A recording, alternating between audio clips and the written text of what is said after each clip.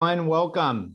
Very excited to have you here for our annual pitch competition for the Entrepreneurs Change the World program. I think we're going to have an absolute blast, and I am certainly very, very excited about hearing the presentations. I'm Pete Blackshaw. I'm the CEO of Cintrifuse, and I wanted to first just express a huge thanks to everybody who sponsored and supported this program, especially our major sponsors, Procter & Gamble, Kroger, First Financial, Taft, KMK Law. And I also wanted to thank the many leaders who have kind of put this together. Mike Halloran, who's obviously doing the training and is kind of anchoring this event. Zan, Zaina, Abby, Blake, Michael, many of you deeply appreciate, especially our judges as well. We're absolutely thrilled. And for all of you presenting, I hope you take advantage. We've got some real experts there that I hope you nurture those relationships. I wanted to share just a quick word about Cintrifuse for those of you that are less familiar. We are all about connecting and catalyzing. Our goal is to ignite the greater Cincinnati tech ecosystem to be a top startup hub and center for innovation, and you're obviously central to that. Kind of our big differentiator relative to other startup hubs is that we have a big coalition of large companies like P&G, like Kroger, that are very deeply committed to innovation and see a really important synergy between their success and the success of startup and entrepreneurial culture. We also have a syndicate fund of funds. We actually invest a lot of money into the world's top VCs. We have a judge from Graycroft. They're one of the VCs that we invest in, and they open up technology, innovation, expertise, connections, and funding to our ecosystem. So it's our way of being connected to the world. We also have my favorite building in the world, Union Hall in Cincinnati's historic Over the Rhine district, and it's always available to you practically free, but our goal is to create an experience and the type of energy that really motivates entrepreneurs to do amazing things. And we also have what we call a Startup Cincy platform. It's not just about Cintrifuse. Our success is about the success of a coalition of other very important groups that are dedicated to supporting entrepreneurs, whether it's a Minority Business Accelerator or Mortar or Main Street Ventures or Flywheel Social Accelerator. We're very committed to a cohesion of those groups. We believe that 1 + 1 = 10. And then we do focus in a few areas where we think a concentration of capital, technology, and talent can give us a big advantage. And that's one reason why areas like diversity, supply chain technology, supply chain and sustainability, and fintech are so important. Now, I wanted to just share a quick story to motivate you a bit. My intern this week, who actually is on this judging, kind of helping out Michael Ahrens, took me to task earlier in the week. I published a blog post that was, I think it was the 35 top packaging innovations. And he took me to task in a very good way. He kind of said, hey, listen, I don't think a couple of those companies or brands that you referenced should have made the list. And it was a great kind of epiphany for me because it illustrated how I think your generation brings a unique insight, kind of a raw, kind of honest, authentic, and spot on, insightful truth to kind of what's out there. And in fact, I was so motivated by, I ended up kind of like reworking the deck. We actually had a fantastic webinar coming out of it. But again, what I wanted to highlight is that you bring, this is an incredible time to be an entrepreneur. You bring a fresh perspective on the world. You're in touch with the emerging channels from TikTok to Clubhouse, and those are huge competitive advantages. And the folks above, the folks with the power, with the money, desperately need you, and the problems in the world desperately need you. And that's why we wanted to create a platform for you to, to kind of come up with those big ideas. And what we want you to know is that this is just the start of the journey with the Cincinnati ecosystem. We are here and ready for you whenever you are ready to pursue an even bigger idea. This is our way of orienting you to the community. And I am so grateful that you joined us. And I hope you will tell your friends and others that big things can happen in greater Cincinnati. So without further ado, I will hand off to Mike Halloran, our esteemed trainer, judger, grand poobah. Thank you, Mike.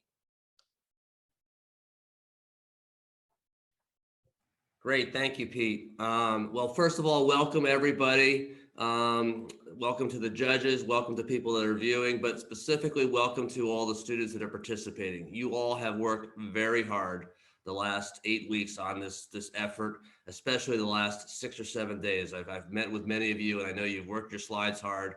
I want you to relax. I want you to have fun today. And I want to echo what Pete said. You are our future. This is your opportunity to kind of step forward and begin your entrepreneurial journey and have fun today. So let's go to our first slide. So really, for everybody, this is why we're doing this. We had 4 major objectives. One is this is a great learning experience for students. Most of you are in high school, some are in college, but learning about entrepreneurship is really about learning about the processes and applying those to new ideas.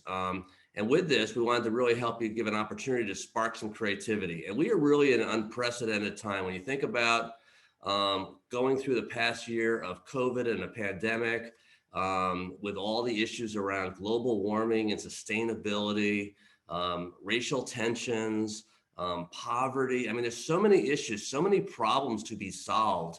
And what a great opportunity for you to step up and kind of address some of those problems. You also have access to this amazing community here in Cincinnati. The startup community here in Cincinnati is very strong. We're all here to support each other.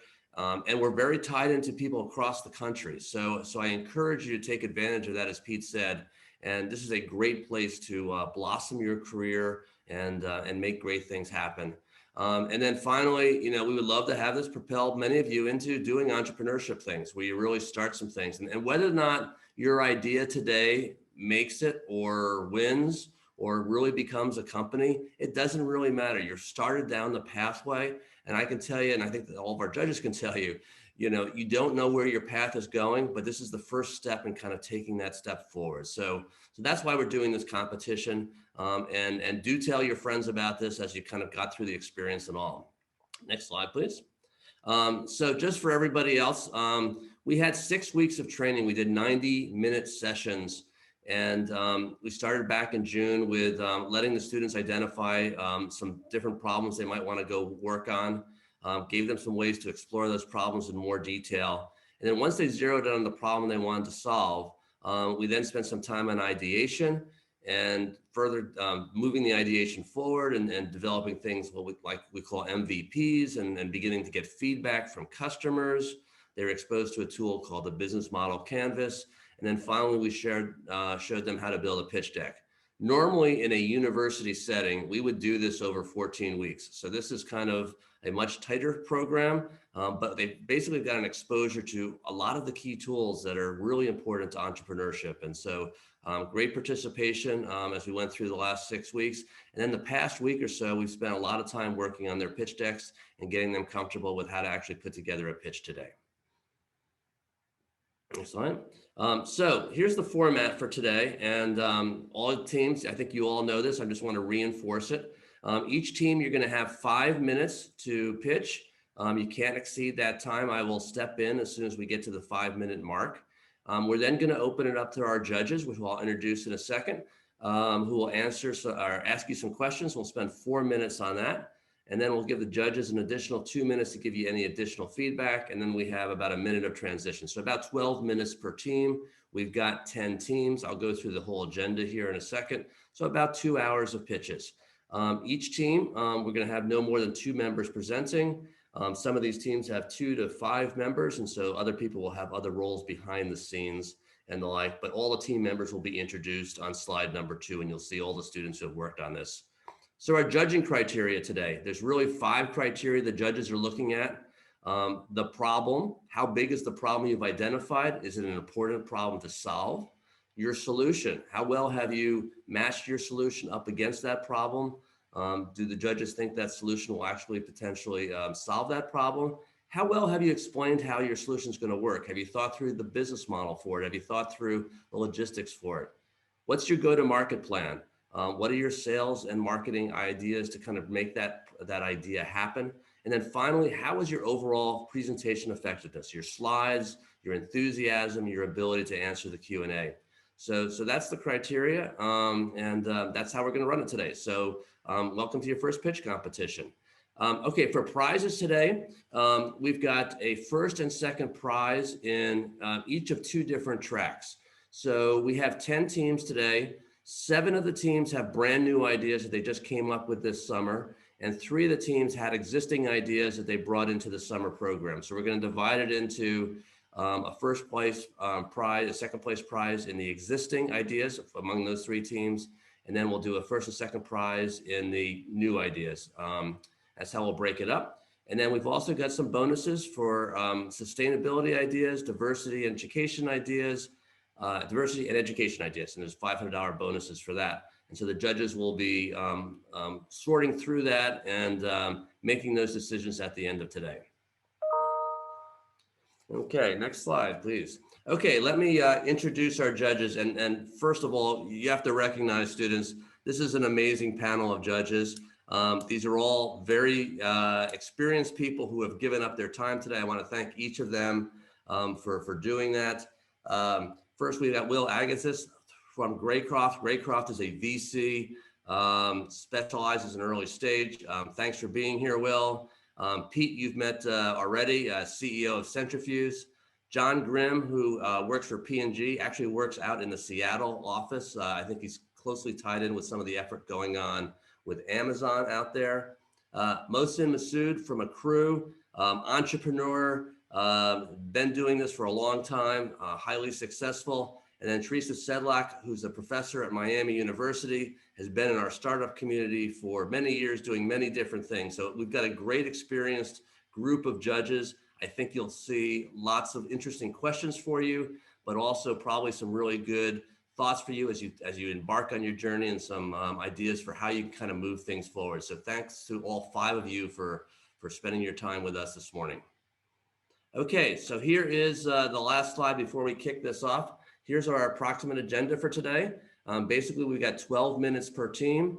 So we're going to kick off with team 1. So team 1, you want to get ready, and we'll do the first 6 teams. It'll be teams 1, 2, 3, 4, 5, and 7. The numbers are actually kind of, these are the right number of teams. We had a couple teams that kind of dropped out, but those will be the order for our first 16. We'll then take a 5-minute break, and we'll come back with the last 4 teams, 8, 11, 12, and 13. We should finish about 11:10, 11:15. That'll give the judges time to then go make their deliberations. We've got a great trivia contest that we'll be doing while the judges do their deliberations, and then we'll award the prizes about 11:40. So we should finish up here right around noon. So that's our goal.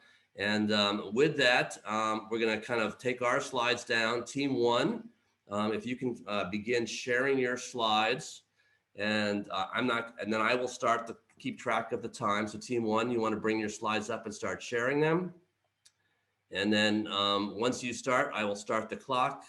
Make sure that you're unmuted when you're going to start talking. Everybody else, please stay on mute.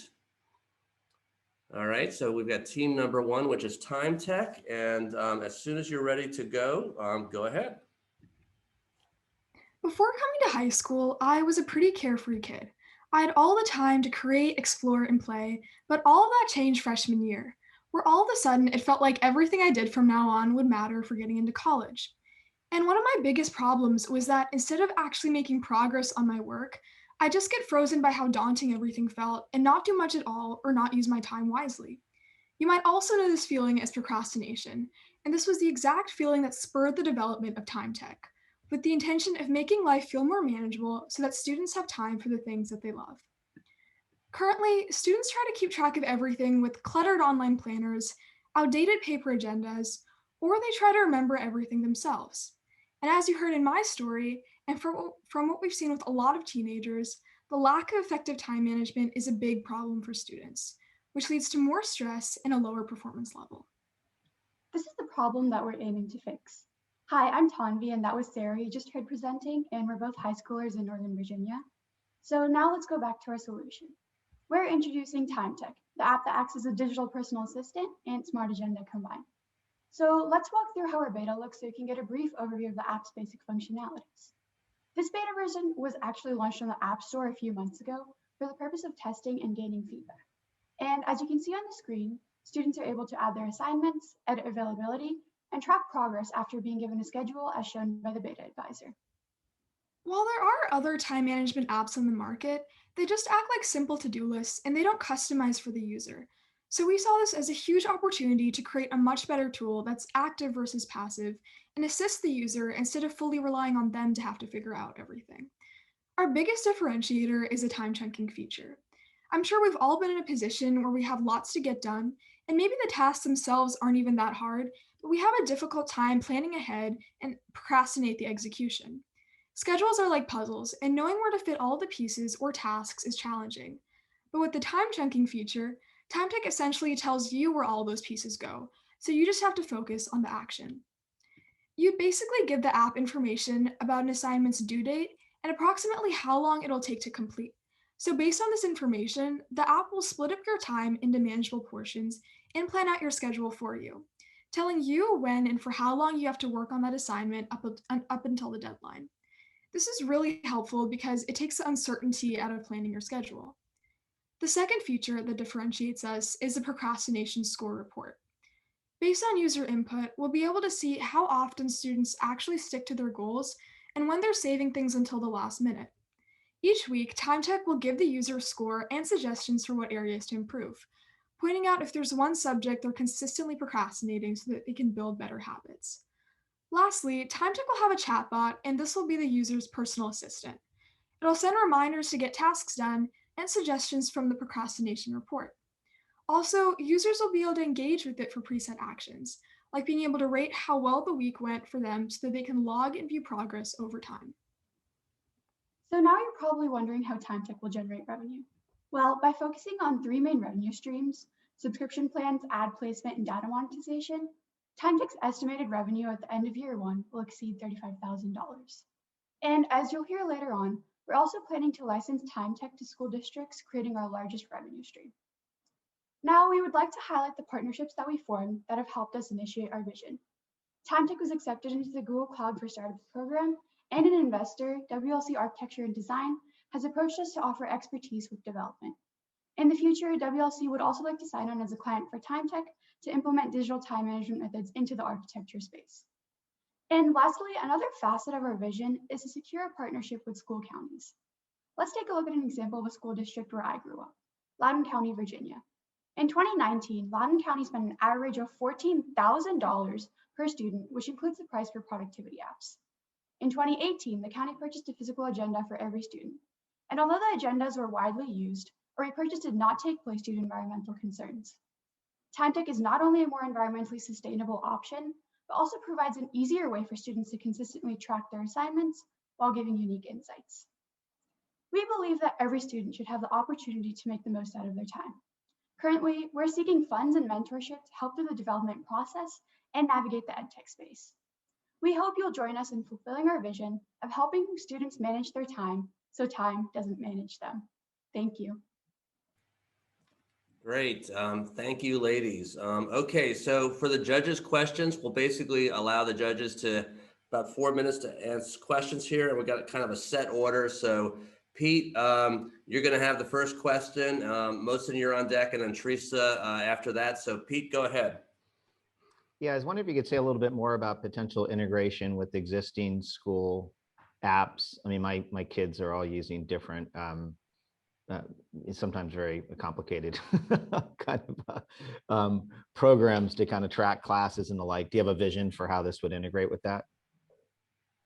Yeah, definitely. Thank you for asking that question, actually. So we definitely do want to integrate like with anything that students already use, because some students have things in place like Google Classroom or Schoology that they use to keep track of their assignments. And this is where teachers post things. So we definitely like to integrate with those kind of platforms with school boards.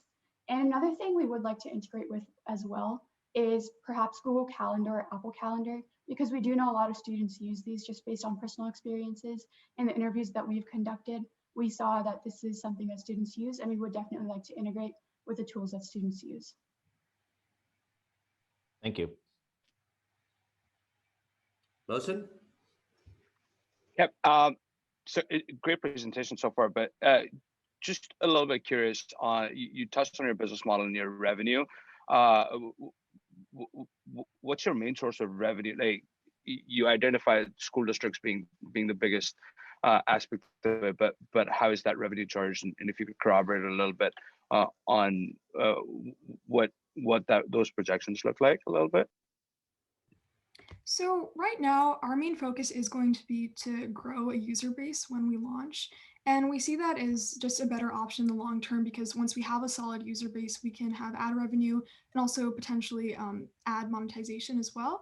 So where the school board comes in, that is going to depend a little bit on the development process as well. We will have to reach out to the school boards and figure out a deal with them. But basically, we'd like to offer it for less than they currently are paying for paper agenda, so that is comparable to that price.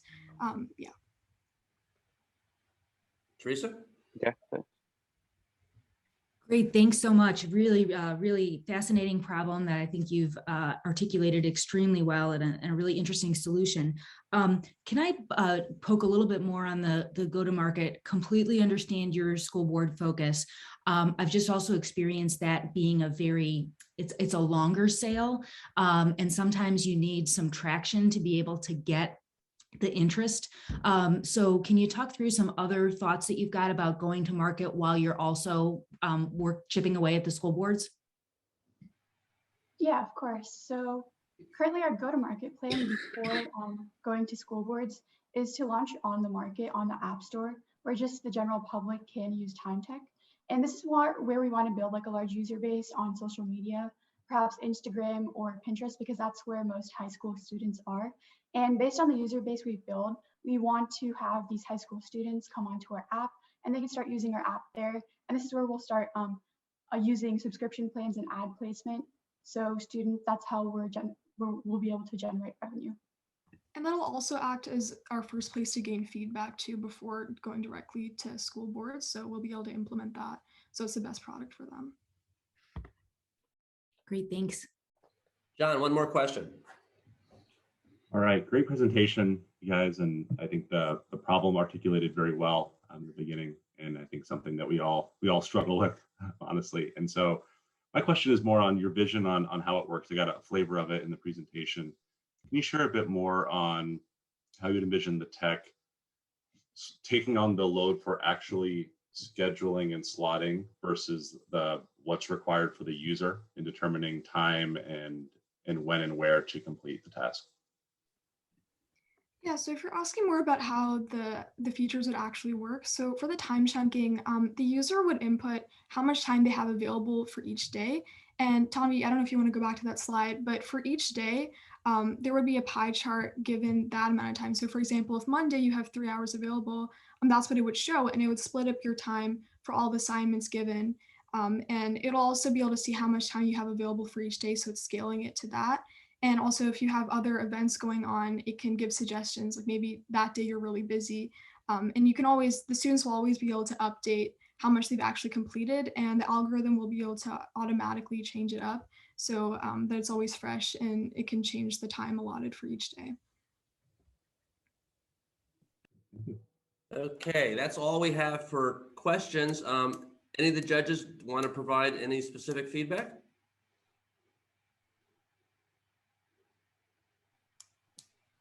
I'm happy I know to start. entrepreneurs could use this. Sorry. Oh, thanks, Mohsen. I'll be quick. I thought it was a great presentation.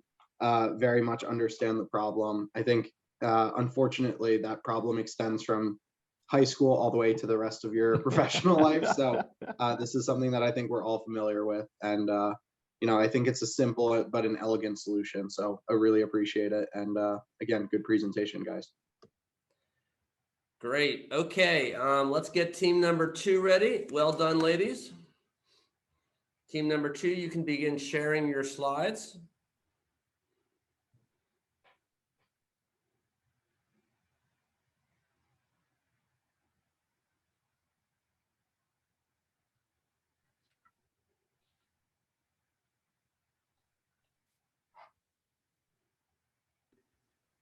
All right, start whenever you're ready.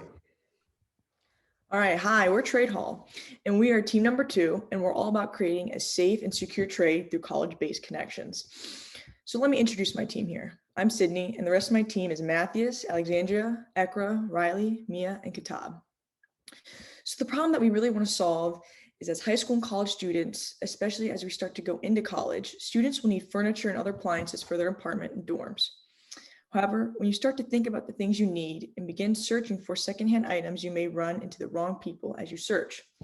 Sometimes there are fraudulent advertisement and insecure payment methods, which lead people not to buy secondhand items. Another big aspect is that merchandise tends to be overpriced, and we aren't at an age to be able to afford certain prices. Also, as college students, we would rather have people reuse stuff as opposed to just throwing them away and buying newer appliances and just wasting perfectly good furniture. So we want to solve all these problems as it relates to what Trade Hall is about. So what is Trade Hall? This is basically if Craigslist met eBay, met colleges. So we're going to take the best of those three. Much like eBay, we're going to create a community-based group of buyers and sellers, but they're going to be college students. So the goal here is to have college students sell products to other college students.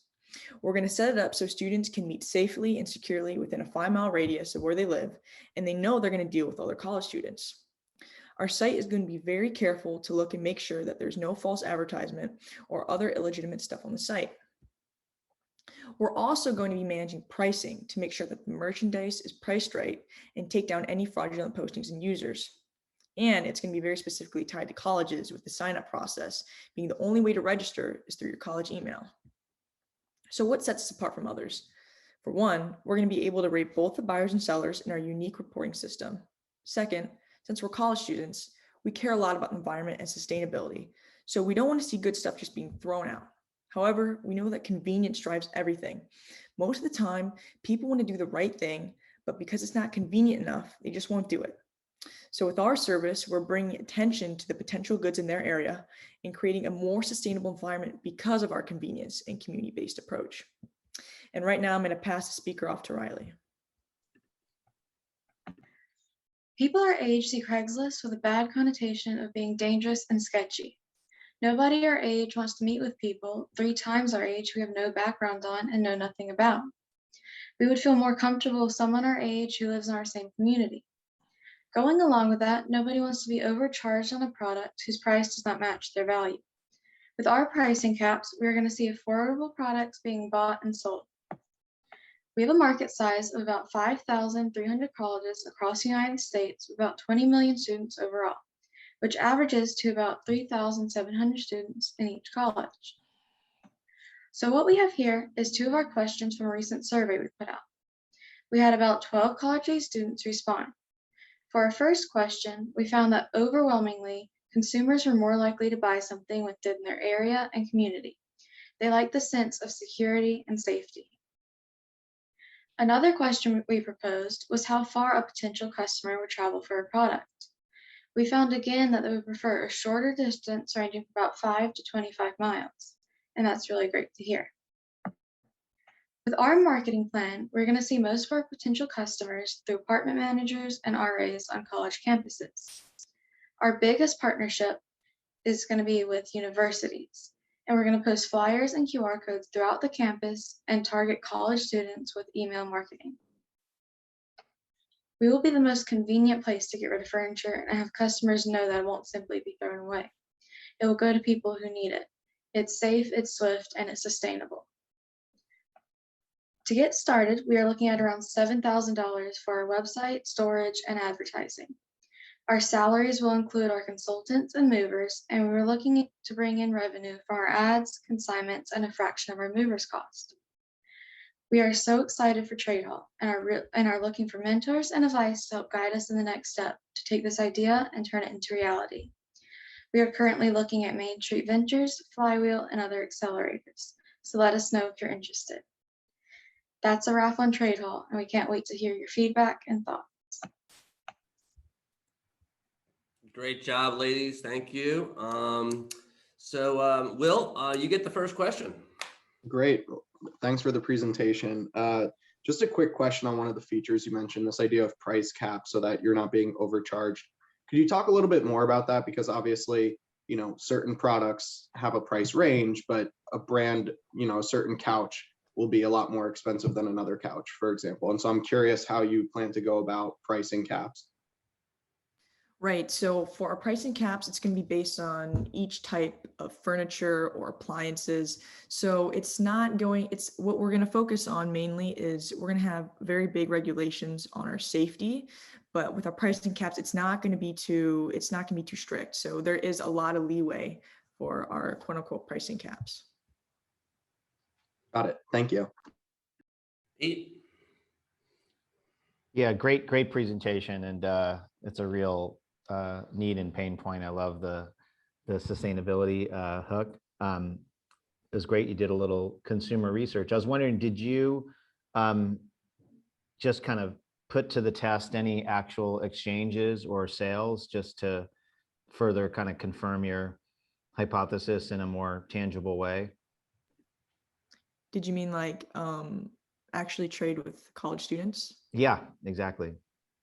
No, we just started, this is our new idea, so we haven't had a chance to really set out and do it yet. Okay. Mohsen? So just a little curious on how you plan on expanding it in terms of the solution, how it would work across multiple states, multiple cities. It's a great idea. It can work really, really well. You got to, what's your solution to the logistics aspect of things? Well, we want to start in Cincinnati and focus on the Clifton and UC population. And then from there, we'll move out to some other local Cincinnati schools like Xavier and Mount St. Joe. And then we'll just start expanding out into different colleges one at a time and go from there. That's good. Teresa? I think the problem is very real. I have students develop ideas, and the number that develop ideas in this area is huge because it's a super important need. I want to build on your thoughts about going to market. And have you given thought beyond university students as a general to do you think it might be more urban versus rural? Do you think that on campus versus off campus, or kind of like thinking through some of those areas that might make it more likely that a campus would have the right conditions for your offer to take off? Definitely more on campus or surrounding campus, very near to campus, and more urban areas where there's a bigger population of students all at once. So, UC's campus stretches it's like a 15-minute walk. I know the one at Ohio State is about a 30-minute walk across. So we would expand to the area size to match the market.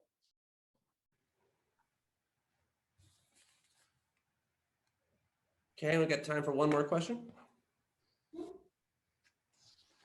All right, then that's me. Great problem, and I agree. I think this is a huge opportunity.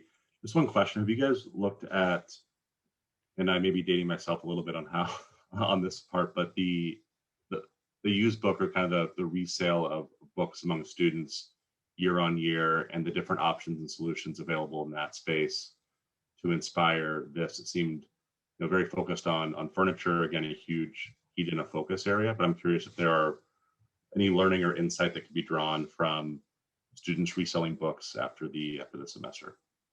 Yeah, so that's actually how our idea originally started, with textbooks. But then we were kind of looking at how colleges now are looking to more use a compact, like colleges will have a book and homework included, but still a lot of colleges are using paperback textbooks for their classes. So that is definitely a possibility to resell textbooks after you finish a class to new incoming students. So that's a new market that could be applicable to Trade Hall as well. Yeah. Great. Okay, judges, anybody want to provide any additional thoughts or feedback? I have a thought. Just one thing to think about, because I do think you're really onto something. This is a huge opportunity, but and John may smile as I say this, but most of the major marketers put a lot of attention around kind of kind of change points or inflection points when consumers are receptive to new brand choices, and first-time college kids or moving is kind of the sweet spot. And so there might be an opportunity to partner with major marketers who might want to throw in some goodies or a new mover kit along with your proposition, and that could provide some essential startup cash as you're trying to. And I suspect that having such partnerships might build further confidence in other investors who are looking to open up their checkbooks to your model. All right, great. Well, team 2, thank you very much. Well done. Team 3, you are up. You can begin sharing your slides.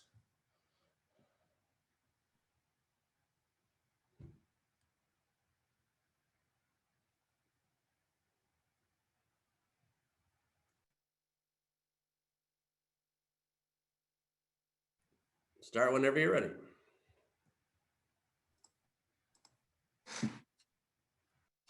All right, hello everybody. We're team number 3. Our company is called the Y Company. Our team consists of 3 members, myself, Kanushi, with Claire, and we have our team leader, Brittany.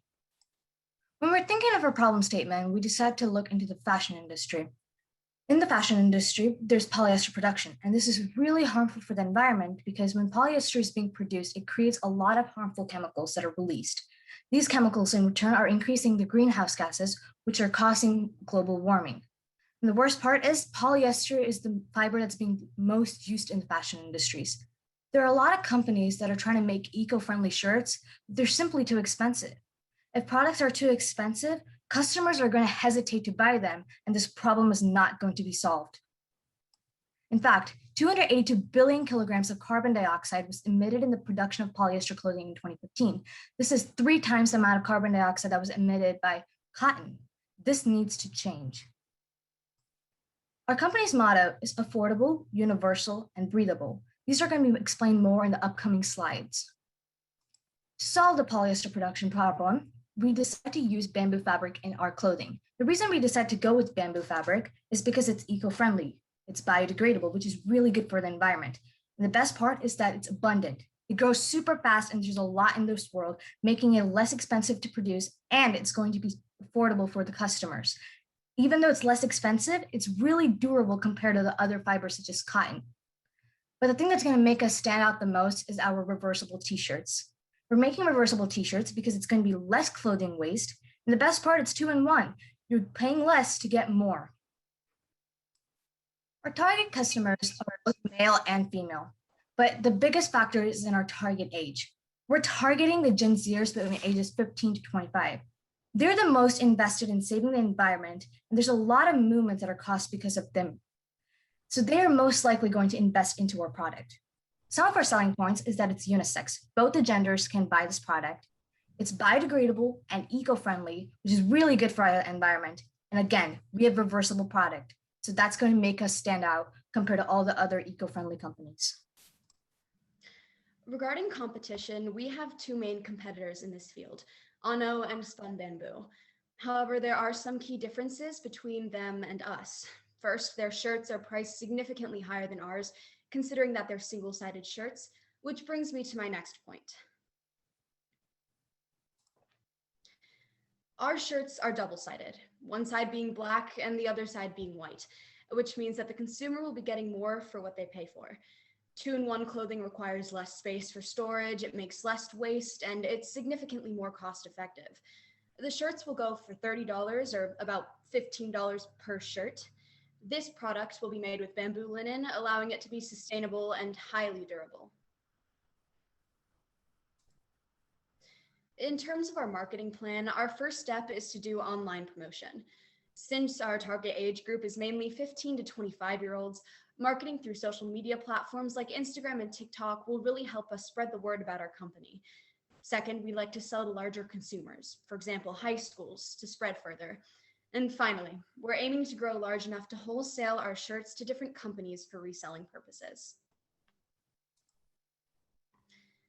Along with producing these shirts, Y Company aims for something even bigger. $1 out of every single shirt sold will be donated to the Center for Sustainable Fashion, because at the end of the day, Our goal isn't necessarily selling the shirts. It's giving back and helping with the problem of polyester pollution in the fashion industry. Our revenue forecast for the next few years is expected to look something like this. In 2022, we hope to sell around 400 shirts with 11.6 thousand in revenue. In 2023, 2,000 shirts with 58,000 in revenue. And in 2024, 5,000 or more shirts with $145,000 in revenue. We have a few steps we'd like to take in the future to help us grow as a company. The first would be to add more colors to the shirts in order to give consumers a wider variety to choose from.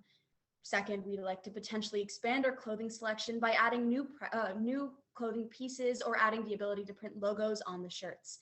And third, we'd love to create our own nonprofit organization in order to hone in on the problems that we as a company would like to solve. And finally, we want to increase our donations.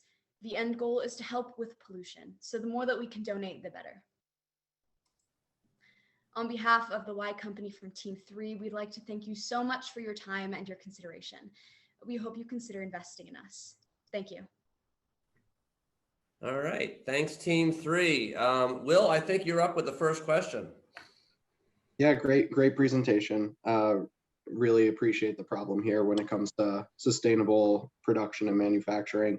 Could you tell me a little bit more about your retail strategy? Would you plan on being direct to consumer, or would you be looking to make relationships with various retailers? And if you are looking to get into retail, what retailers do you think most align with your strategy?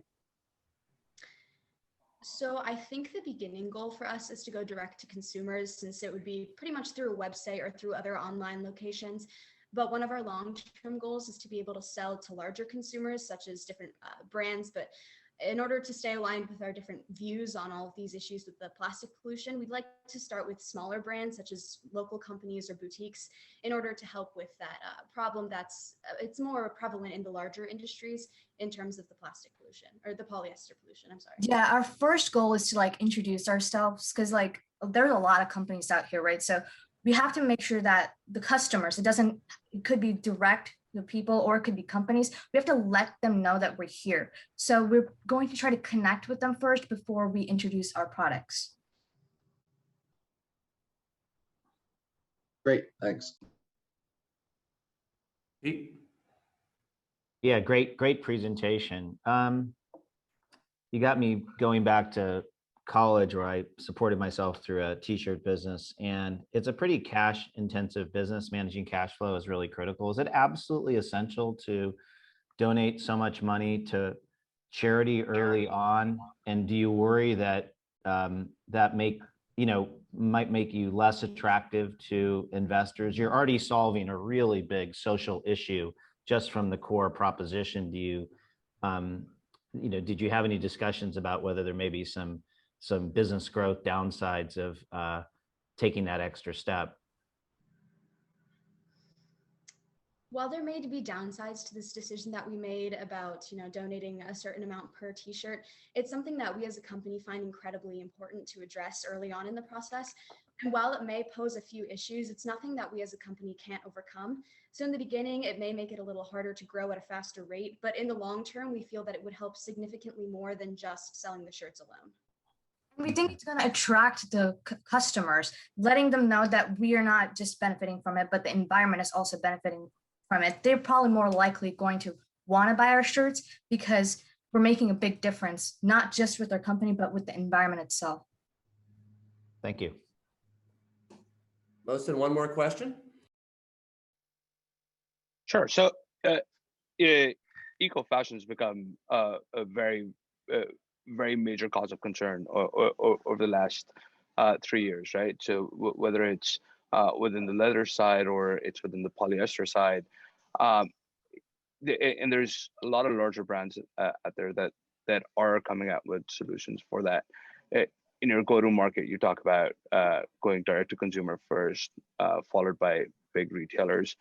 How do you intend on creating that point of differentiation in yourself and your competitors? Well, so one of the problems that we mentioned was there are a lot of companies that are trying to do what we're trying to accomplish, save the environment.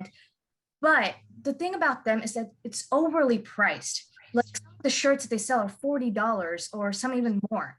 And if you think about it, if you're a customer, yes, it's really incredible that you want to change the environment by buying these shirts. But if it's overly pricey, you're probably going to hesitate to get them.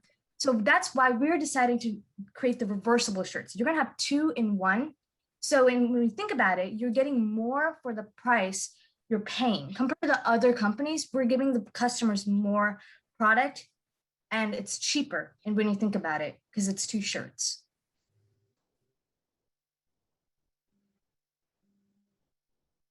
Okay, that's the last question. Any advice for the team from any of the judges?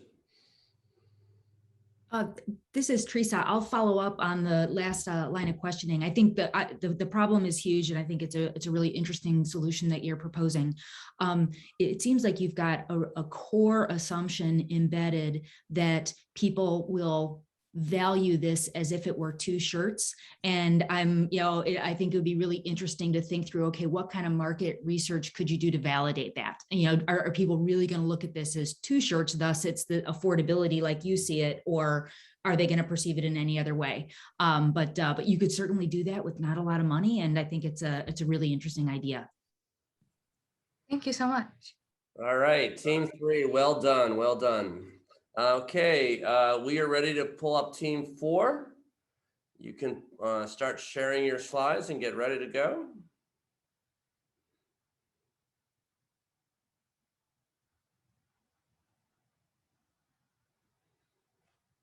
All right, and just start whenever you're ready. Hi judges, we're team 4, Clinic Connect, a medtech solution to clinical trial inefficiency and inequity. I'm Lance Locker, CEO. I'm Sohan Mitra, CTO. Pranav and Ajay are also part of our team as CMO and COO respectively, and we're all rising juniors at Stevenson High School in Illinois. We'll start by giving some background on the clinical trial patient recruitment process. Let's take this from the perspective of a potential patient. There are 2 medical entities that they have to deal with, referral sites and trial sites. Think of referral sites as your regular doctor's office. Here, your doctor would refer you to a clinical trial that fits your profile. If you decide to accept this referral, trial sites would now come into play. Trial sites, run by principal investigators or PIs, administer the clinical trials with the sponsorship of a clinical research organization or CRO. However, this manual recruitment process is notoriously inefficient. 80% of recruitment timelines are not met, 55% of terminated trials are due to low accrual rate, and 9 out of 10 trials double their timelines. We can break down the general problem of recruitment inefficiency into 3 subgroups. The first problem is the referral system.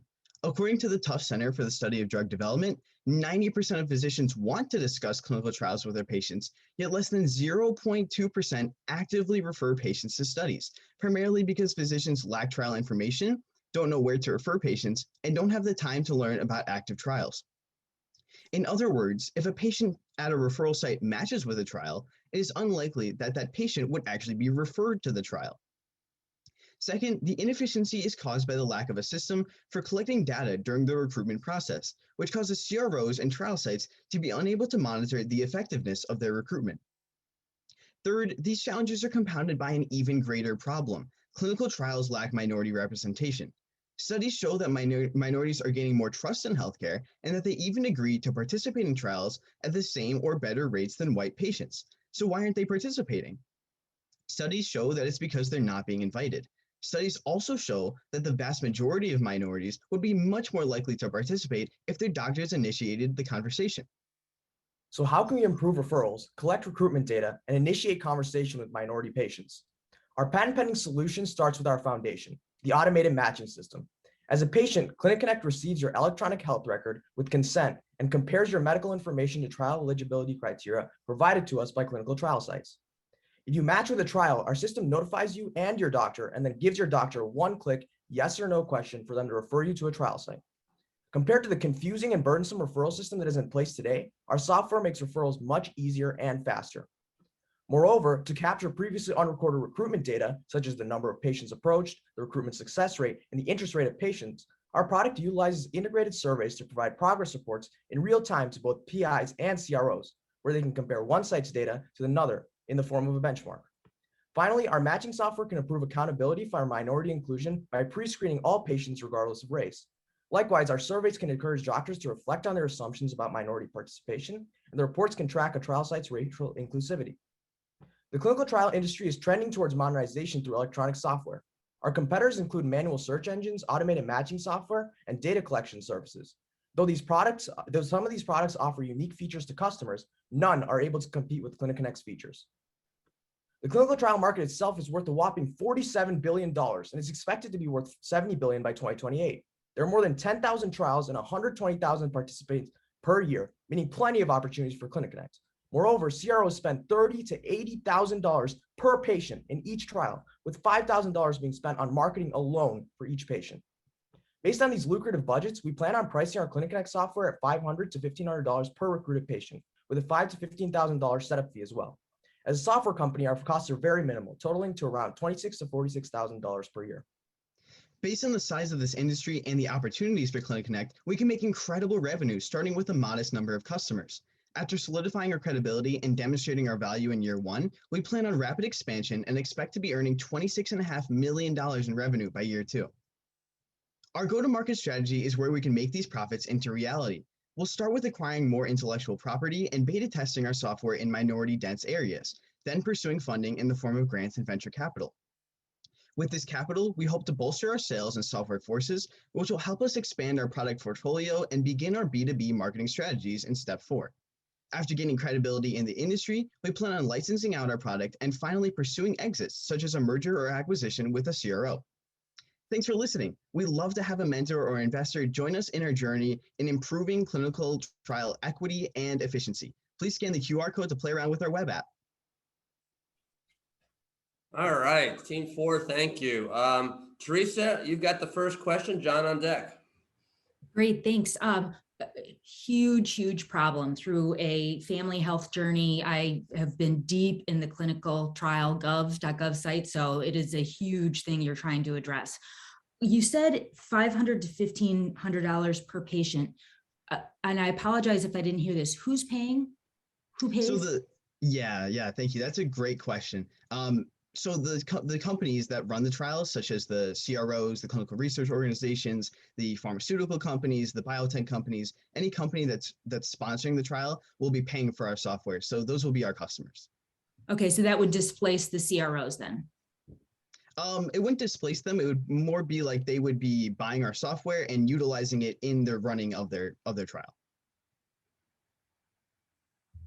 So so it's the companies pay, but the CROs supplement. Yeah.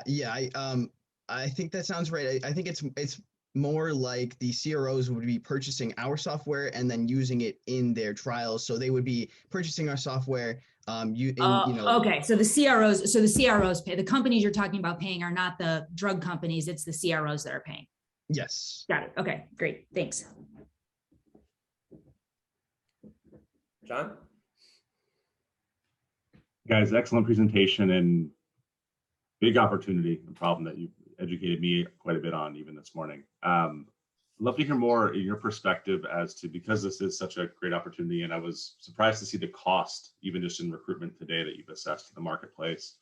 What do you think is the biggest barrier in recruitment that the CROs are facing today that is driving that and creating this market opportunity for you? And is it consent to share the data, or is there another factor? And if so, can you speak more about how this would more uniquely address it versus the landscape that's in place already?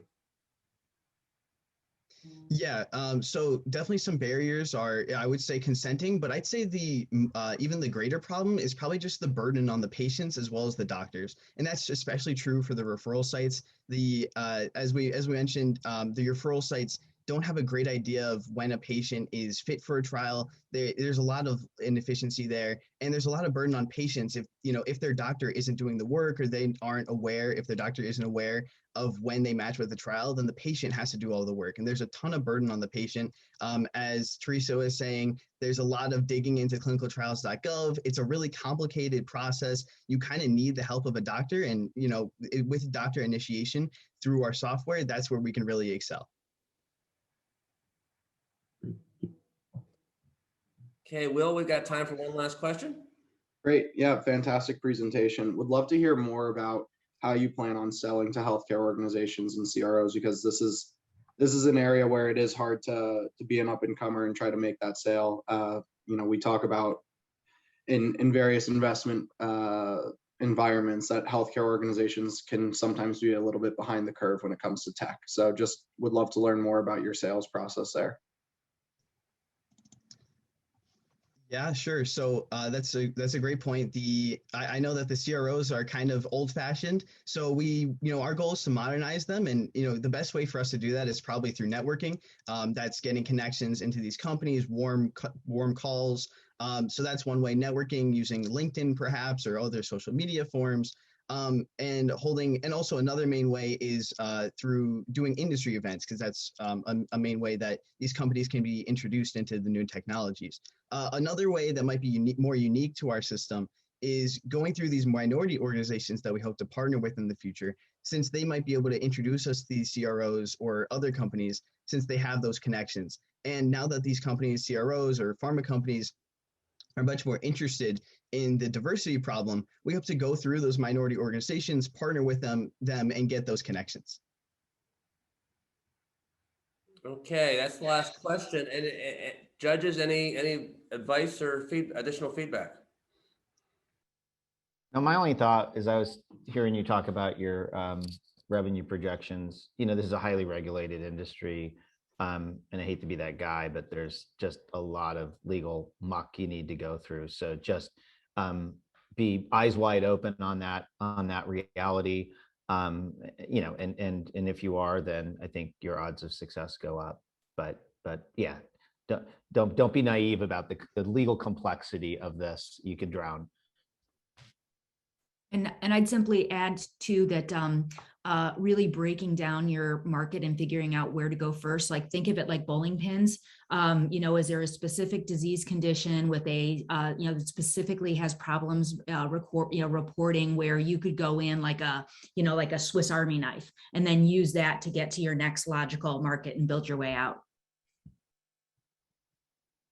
All right, that sounds like some great advice. Thank you very much, Team 4. Team 5, you can go ahead and pull your slides up.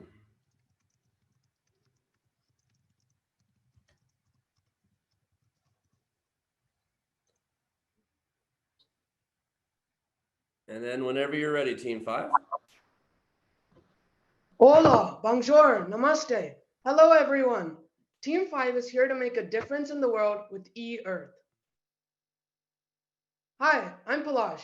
My partners are Aryan and Amanj, and together we make up eArth. Our mission is to make Earth accessible to everyone, develop a true understanding of each client's needs, deliver extraordinary service, and overall provide empathy for you and your VR needs. The three of us have grandparents that would come to visit us every year from India. However, as they're aging, it is becoming harder for them to travel. This is really disappointing, as they are unable to connect with us on a deeper level. This aching desire for them to experience faraway lands led us to form eArth, from which we can help them experience the US like never before. Now, let's talk about a large problem. There are a myriad of people worldwide that have severe disabilities and reasons they can't travel. Unfortunately, this leads to them lacking an appreciation for diversity and all that our beautiful world has to offer. We are here to change that. This graph clearly shows how large our problem is. For example, at age 50, 6.7% of people have travel limiting disabilities. However, by the time people turn 80, 32% of people have travel limiting disabilities. This shows that as people age, travel limiting disabilities increase. We were inspired by the winner of an IKEA competition, who created personalized products for those with disabilities. In order to solve these issues, we came up with, wait for it, a revolutionary VR experience that helps disabled people not only connect with other cultures, but actually live them. Our target audience consists of 3 sectors: disabled persons, those who can't afford vacations, and people who are too old to travel. Our market size is immense, with over 100 million people. Firstly, we provide a personalized experience for those with various impairments. For example, we have audio and voice effects for those that are blind. Additionally, we will have created closed captioning and vibrational effects for those who cannot hear. For people who find the typical headset to be a little heavy on the neck, we provide a special pair of sunglasses for those who have those impediments. Last but not least, for people with mobility issues, we will provide a VR remote control that can be used to move their character in the virtual world. We wanted the user to actually experience and interact with the environment. So we integrated and implemented personalized chat box with real life personas so you can hold a conversation with a real person and get that authentic and real feel.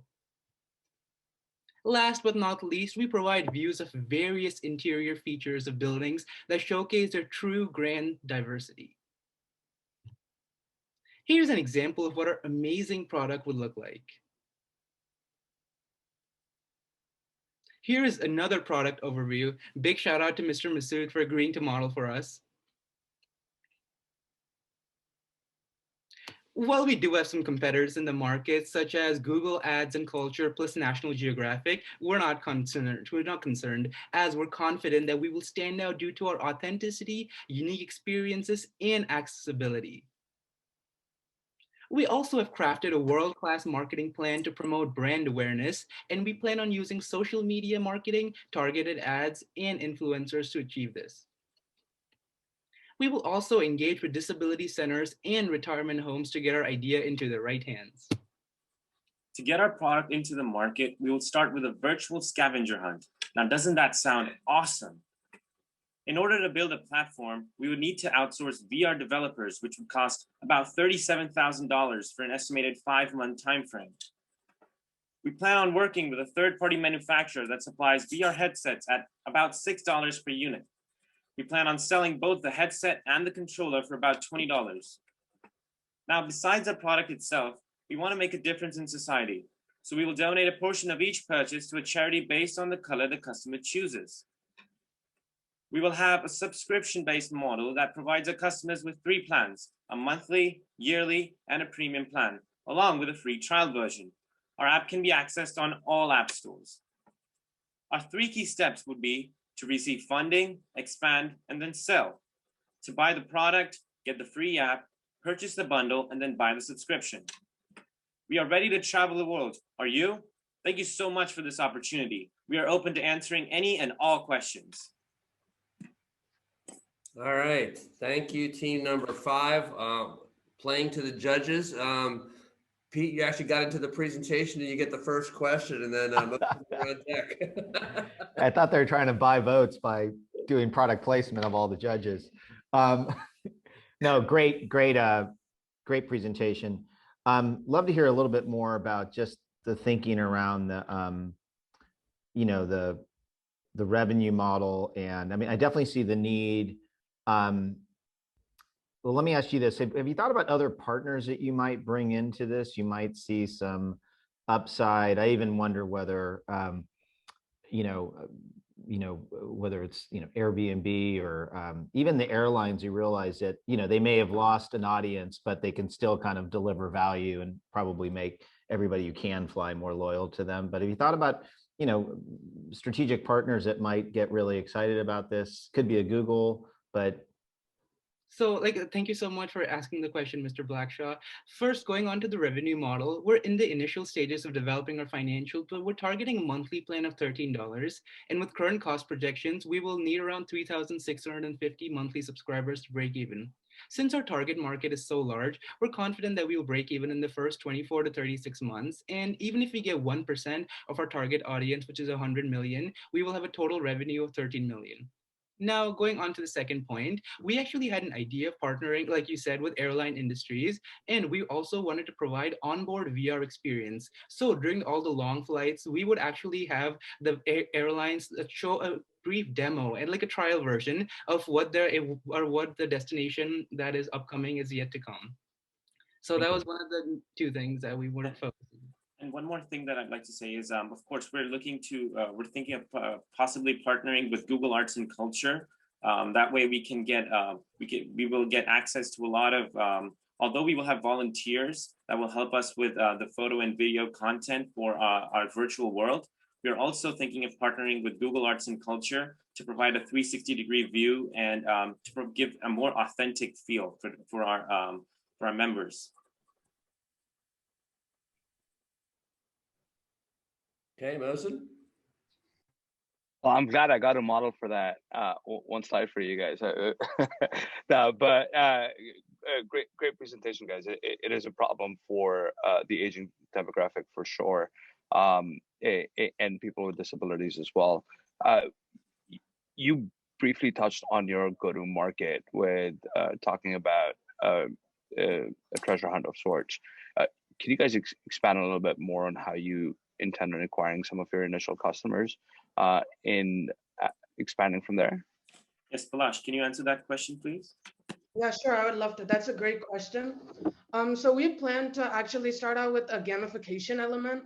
We will basically have virtual scavenger hunts where people can find things in different countries, and they can basically see their progress on the app. And then at the end, the winner will get a prize. We'll also use our free trial version to push it out to different disability centers and retirement homes to get our product into the right hands. All right, one last question, Teresa.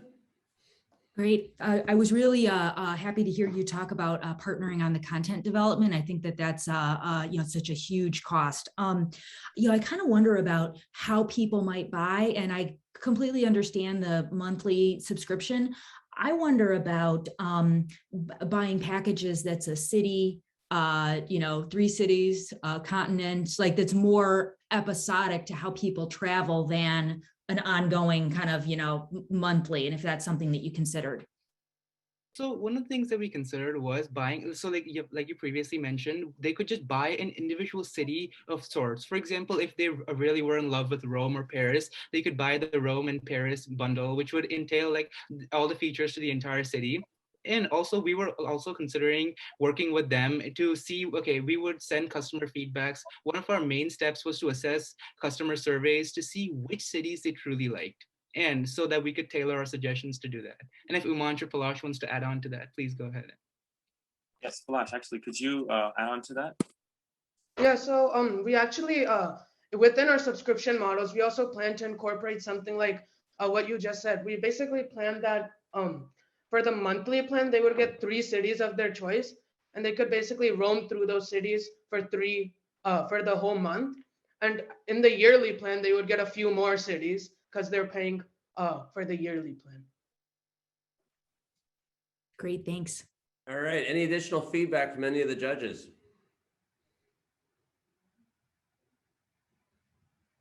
All right, team 5, well done.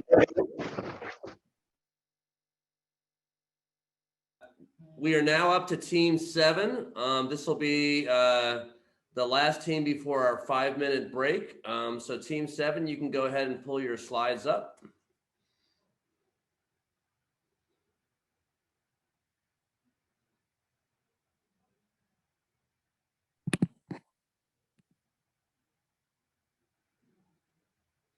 Okay, whenever you're ready. Everyone, we are Little Voters, part of Team 7. Our group is made up of Zach, Vandita, Pranav, and myself, Bianca.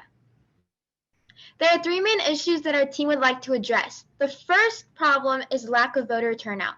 Every year, many elections are held, yet despite the opportunity to hold an influence, many people don't show up. The second problem we notice is the tremendous media biases that go around and the complexities they create for people to navigate through them. This evolves from watching a limited range of media, which in return produces narrow-minded perspectives on issues. The third problem is the fact that we are not educating children enough about the importance of elections and voting. This failure to communicate to kids the power they hold in elections leads to the mindset that one vote doesn't make a difference. Our solution to this problem is to start educating future voters at a young age. Our creation of a fun, interactive, and unbiased board game would effectively achieve this, all while engaging kids in the value of voting.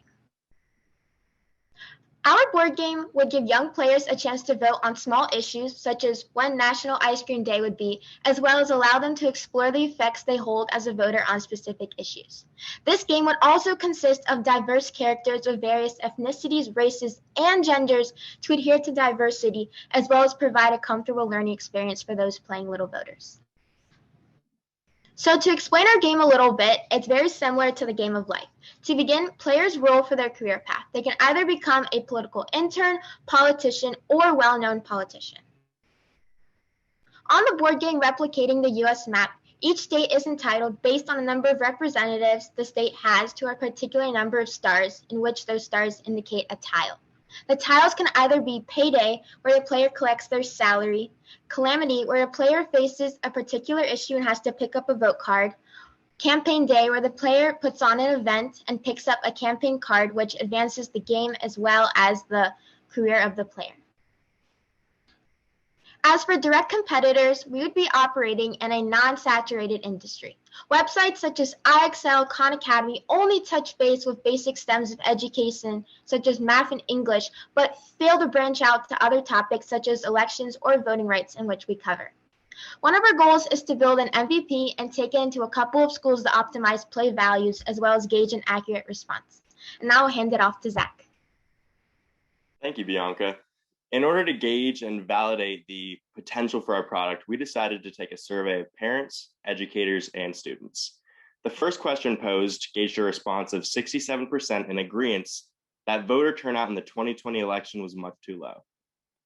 62% of voters said that a lack of education affects voter turnout, and 85% said that apathy lowers voter turnout, which is basically just a lack of interest. 56% of our voters agreed that 7 to 12-year-olds should be educated, which is around elementary school age. And 74% of our voters said that they would or would possibly invest in our new product. Our marketing and sales plan involves 2 steps. The first beginning with nonprofit partnership, which would build recognition into our school districts, hopefully partnering with educational groups and voter advocacy groups to build some recognition. Our second step is, as we have built some of that recognition, we move on to word of mouth advertising. And then we hopefully partner with streamers such as Disney Plus and Netflix to get our word out there even more. And then possibly government sponsorships, as that is the industry that we will be navigating through. The nonprofit options that we have listed are 3 educational, 1 voter advocacy, American Graduate, Let's Make It Happen, the Boys and Girls Club of America, Talent Development Secondary, and the League of Women Voters. Our business model is to have our initial costs covered by a nonprofit partner. So our goal is not to take on any revenue or costs in the beginning. Our nonprofit partner would cover production and they would help get our board game into school districts. After that recognition is built, we take on our own production and marketing, and we would sell our own board games, which would produce revenue. And then we move on to having sponsorships as well. Our next steps are to talk to some of these nonprofit organizations, to hire a graphic designer to make our game a little more aesthetically pleasing, to conduct test pools and surveys, and to speak with some connections. At this point, we would love to gain some mentorship and hopefully move our way into an accelerator. Thank you very much. And are there any questions? Great. Thank you, Team 7. I think we're up with John. Hey, good morning. Great presentation, and I think a really interesting problem and opportunity that I think we all clearly see as a huge focus for us going forward as a country. I think the solution is very creative. My question is, and I love the foot in the door with the nonprofits, the school boards, and the other organizations that are focused in this space. There will be a lot of traction there. But I'd love to hear more if you've thought about the next step to go from essentially a nonprofit yourself to a profitable enterprise, and what would need to be true in product development or offering to eventually break free or break beyond the nonprofit connections into a profitable enterprise with your product roadmap or service roadmap? Yeah, so that's a great question. Our way to break into for-profit business from nonprofit is obviously we are going to stop receiving that help from nonprofit organizations our main sources of revenue are going to be from product sales. And we're not going to have a cap as we continue growing. We'll maintain multiple production lines. We're going to pay our employees more than a specific amount. Eventually, we're going to hopefully expand past a point to where we are viewed as philanthropic, if you understand what I'm saying. Like our first couple of years, we're hoping to possibly do a Kickstarter and then receive not necessarily funds, but aid from nonprofit organizations and sponsorships. Whereas after that point, we'd like to be afloat on our own and maintaining our costs through a steady revenue stream.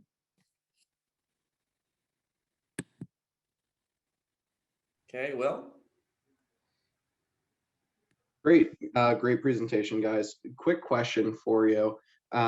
Obviously, you're trying to target the 7 to 12 age group.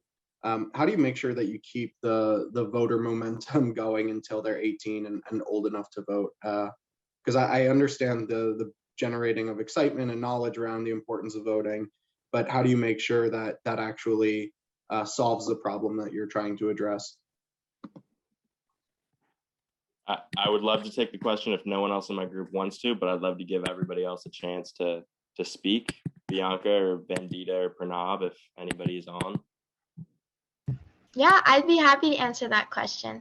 So that is a great question to ask. We basically are in hopes that our game will strike an interest. You know, kids at such a young age, they have a hard time, you know, just learning from the books, textbooks, computers. But our hope is that if they can get into this game, and hopefully we can expand in the future to like short stories and maybe get to like an interactive game, that we can strike that interest and they'll continue to carry on with that in the future. So to build off of Bianca's point, the board game is just our initial plan in creating a brand. We hope to someday create an interactive website with an educational aspect as well, and just build multiple product lines for little voters. Okay, Pete, last question.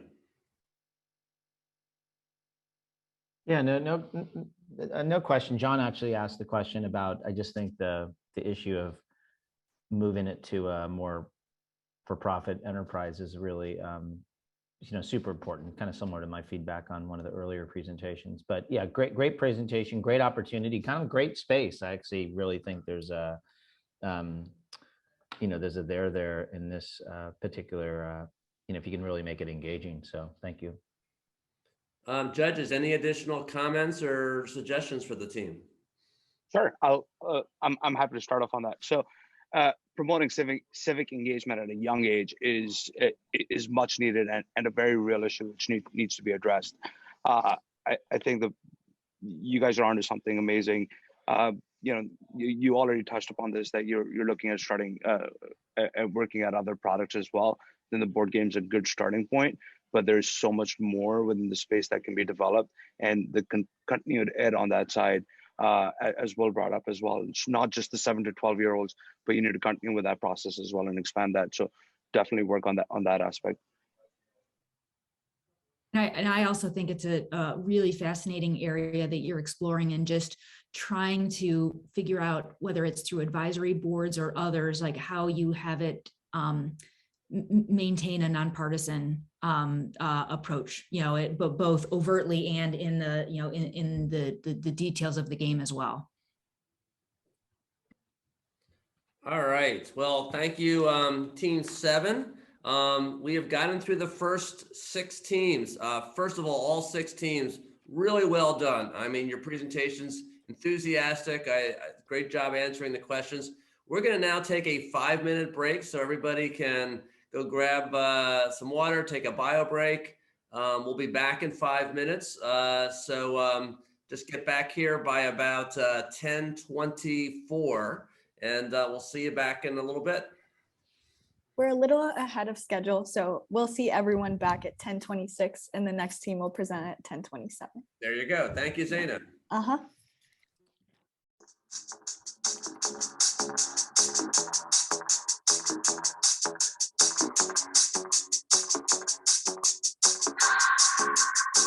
Keep my hands on myself. You go dust them off, put them back up on the shelf. coming out of left field. Ooh, I'm a rebel just for kicks. I've been feeling it since 1966. Might be over now, but I feel it still. Ooh, I'm a rebel just for kicks. Left me kicking like it's 1986. Might be over now, but I feel it still. Got another mouth to feed. Even with the babysitter, mama told a great bigger. Gone with the falling leaves. Am I coming out of left field? Ooh, I'm a rebel just for kicks. I've been feeling it since 1966. Now I had your fill, feel it still. Ooh, I'm a rebel just for kicks. Kicking like it's 1986. Might be over now, feel it still. I don't walk on peace. Giving to that easy living, goodbye to my hopes and dreams. Stop flipping for my enemies. Who pick up wait until the walls come. It's time to give a little to the kids in the middle. Oh, till it falls. Don't bother me.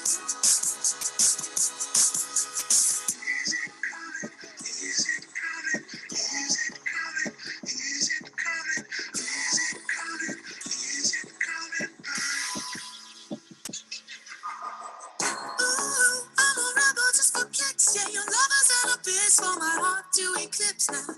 Might be over now, but I feel it still. I'm a rebel just for kicks. I've been feeling it since 1966. Might be over now, but I feel it still. I'm a rebel just for kicks. Let me kick it like it's 1986. Over now, feel it still. Now that you're still, feel it still.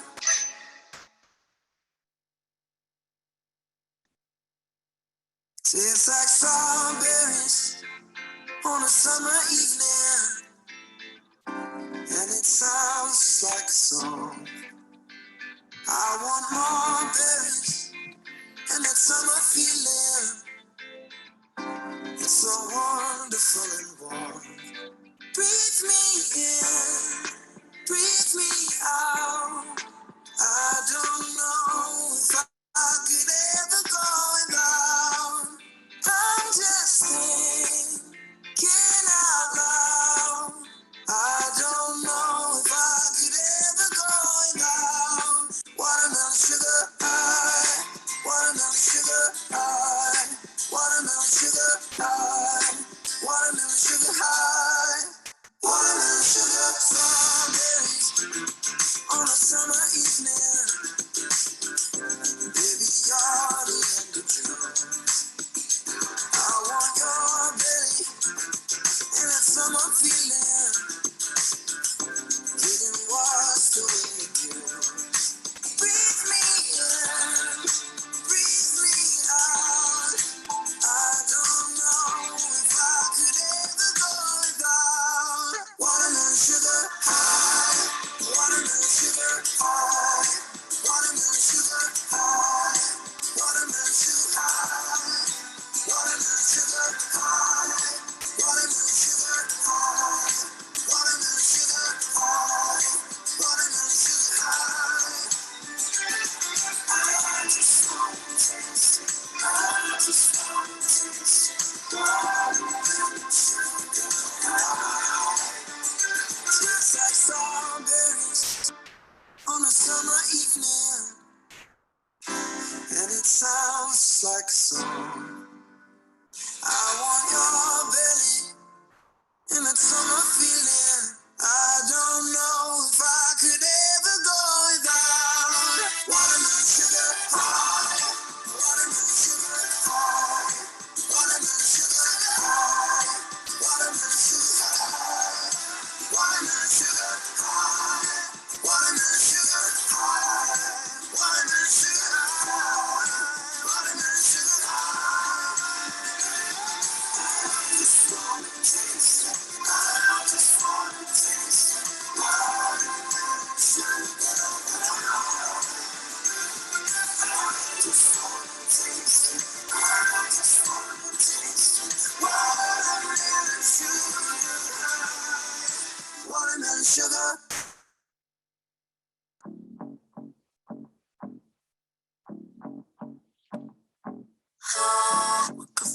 guess you moved on really easily. You found a new girl and it only took a couple weeks. Remember when you said that you wanted to give me the world?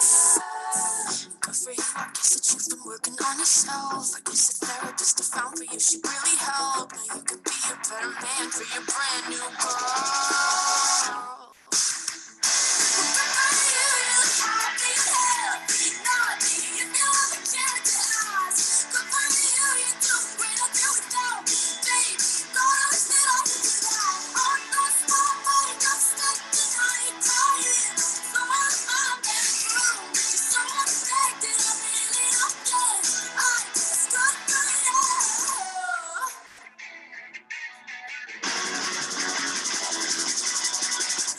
For you, I guess you're getting everything you want. You got a new car and your career's really taking off. It's like we never even happened, baby. Tell me what is up with that? And good for you, it's like you never even met me. Remember when you swore to God I was the only person who ever got you? Well, screw that, screw you. You will never have to hurt the way you know that I do. Well, good for you, you're happy, healthy, not me. If you ever cared to ask, good for you, you're doing great. I'll do without me, baby. God, I wish that I could do that. I'm not smart, but I'm just stepping on it, crying. So I'm been through. You're so affected, I really don't get it. I just got good at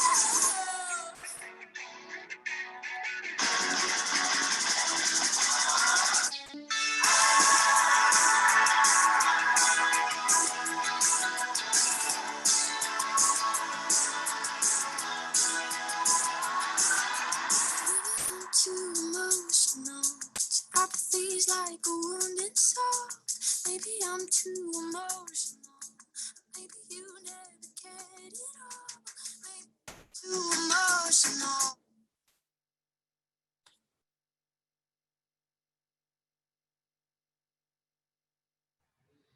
All right. Well, welcome back, everybody.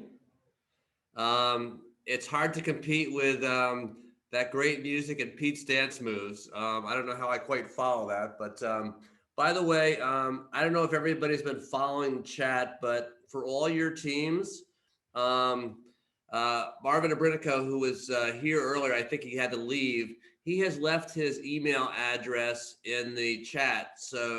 And he's invited all the teams to potentially reach out to him. So I would take advantage of that.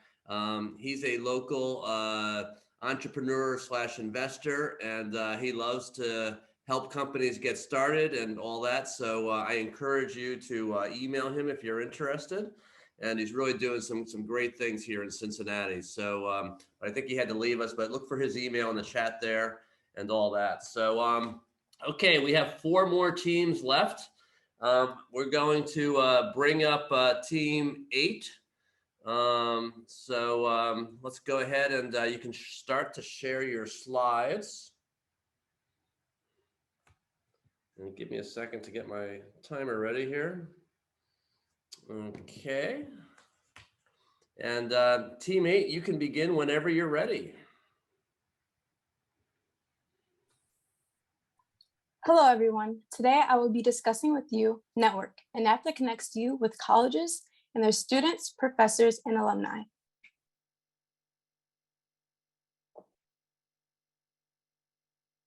My name is Sanaya Calvin. I'm a student at Allen B. Shepherd High School.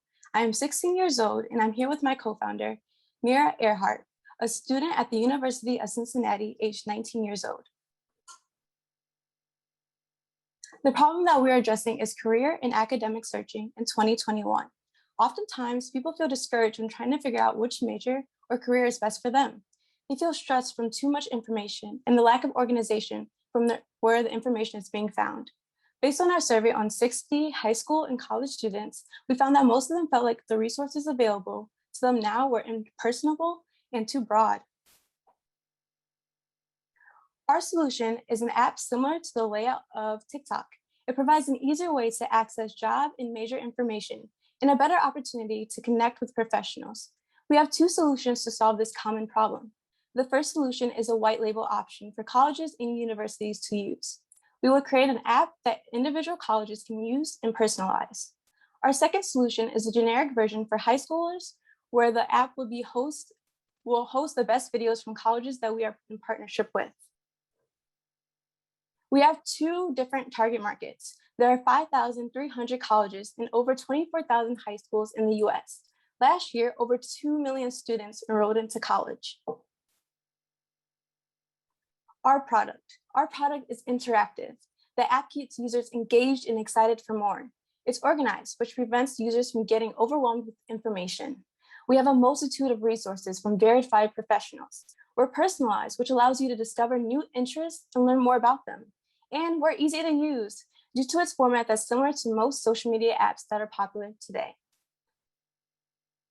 Now my partner, Mira, will now explain the format of our app.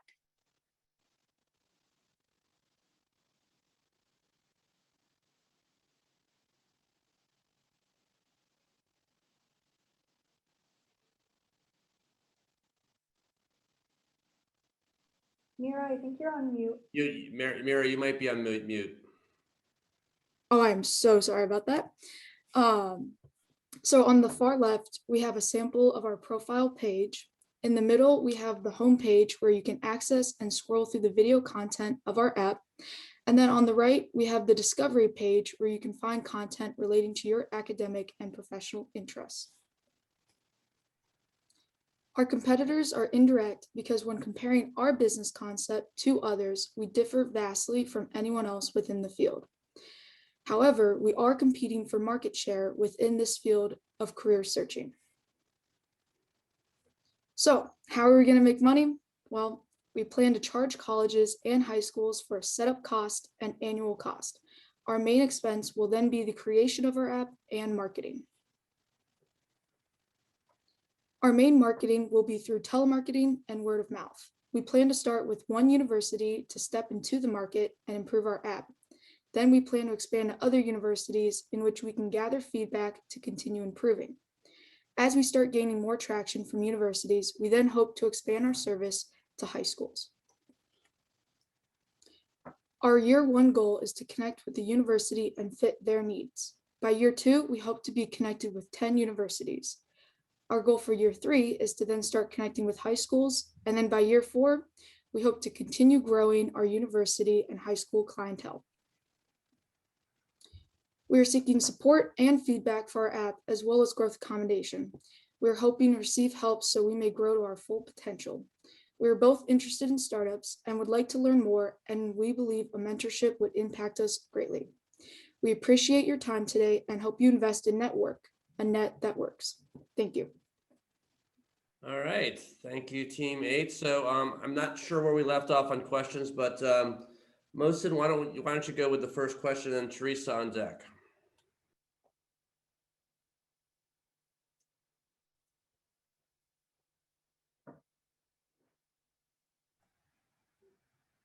Okay, so Teresa, let me throw it over to you. I don't know if maybe Mohsin's not back. Great. You know, this is a really, really big deal problem. We're certainly, we've got a high school student looking at colleges, and I mean, as you already know, it's a big deal, and kind of the whole notion of undecided really isn't a real thing anymore. People have to start choosing earlier and earlier.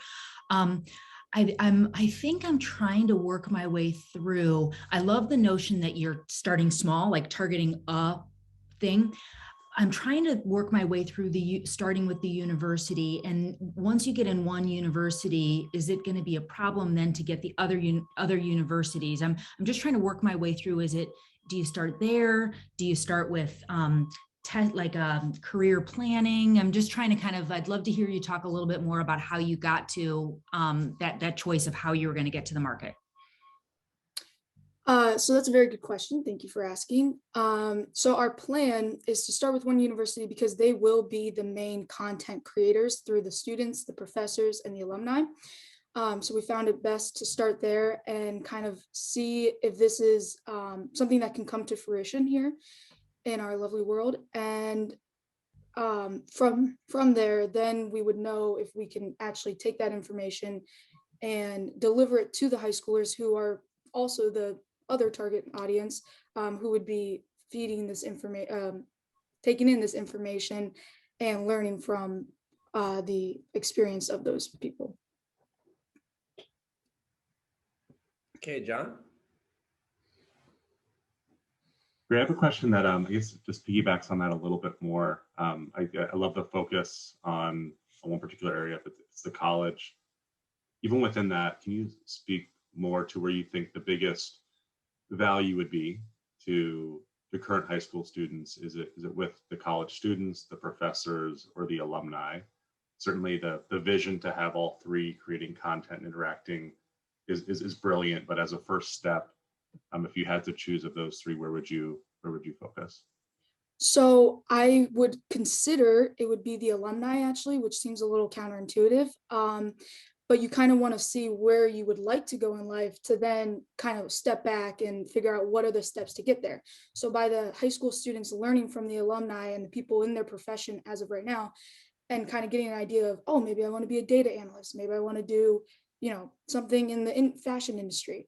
Then you can take a step back and be like, okay, so they went to this school, majored in this, kind of scroll down their life of experience, and then start talking to colleges by talking to the professors and the students that are currently in those majors and seeing like, what is the major about? Like, what type of classes will I be in? What kind of professors am I surrounded with? Do the professors have experience in that industry? And kind of going backward from there. Yeah. Oh, that's great. And actually one, just maybe a thought or a recommendation, it's a bit out of turn, other judges, so I'm sorry, is you might want to consider even starting maybe with alumni networks. Several universities have very established networks that are not really part of the university, but kind of their own entity. Yeah. And that could be maybe a more interesting place to consider starting. And you wouldn't be tied in with the university to avoid some of maybe the risk or concern that Teresa raised a minute ago. Thank you. Will?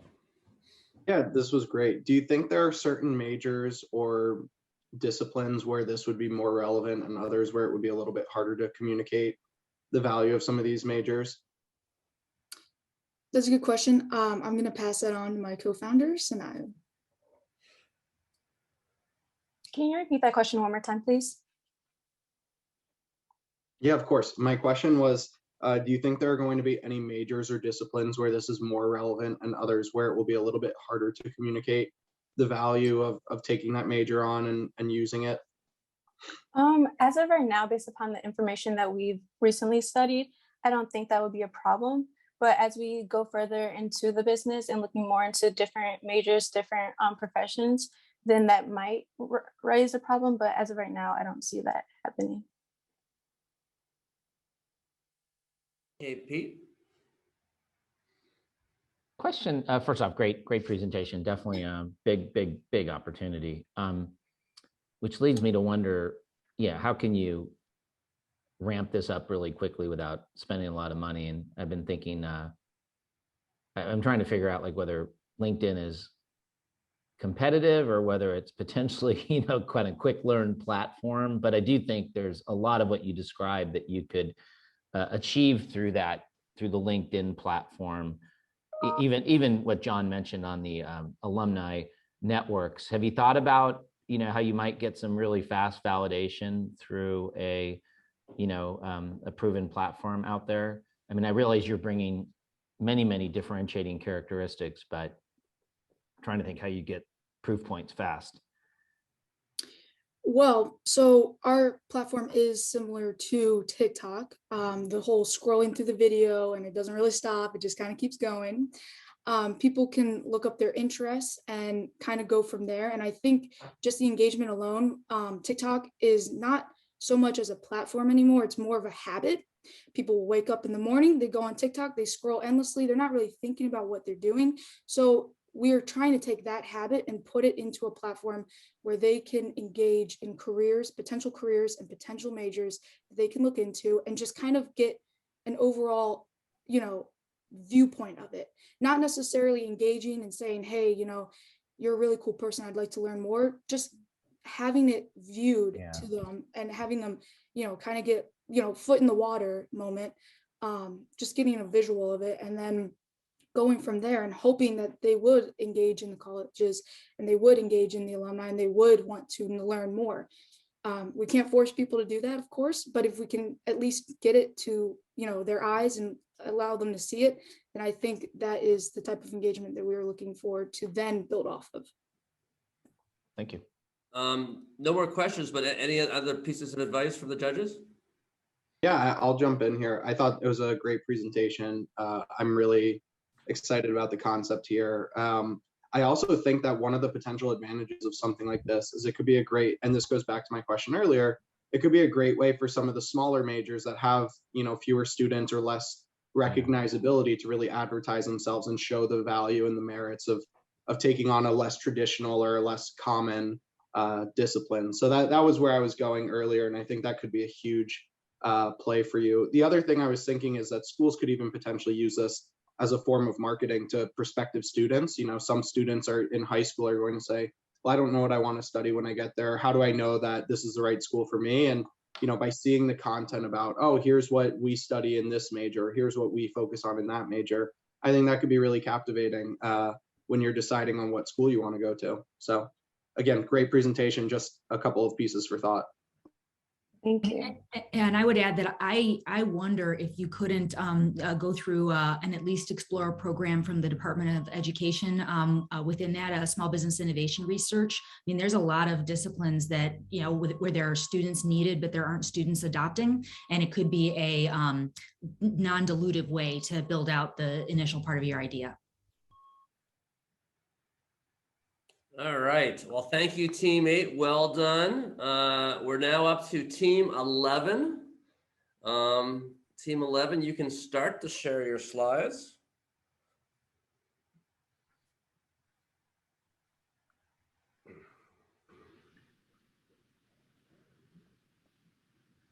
And then whenever you want to get going. Okay, good morning, everyone. This is Team 11, and we are Electronic Junkyard. Here's our amazing team. I'm Diana. To the left of me is Trisha. To the right of me is Shashira, and to the right end is Mia.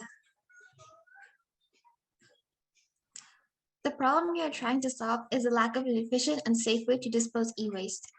Landfills often don't accept e-waste, mostly because of the chemicals that electronics release after they decompose, such as mercury and lead.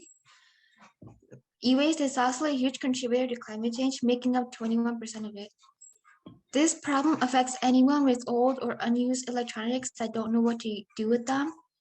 And this also, of course, affects the environment because of all of the bad chemicals that they absorb when electronics decompose.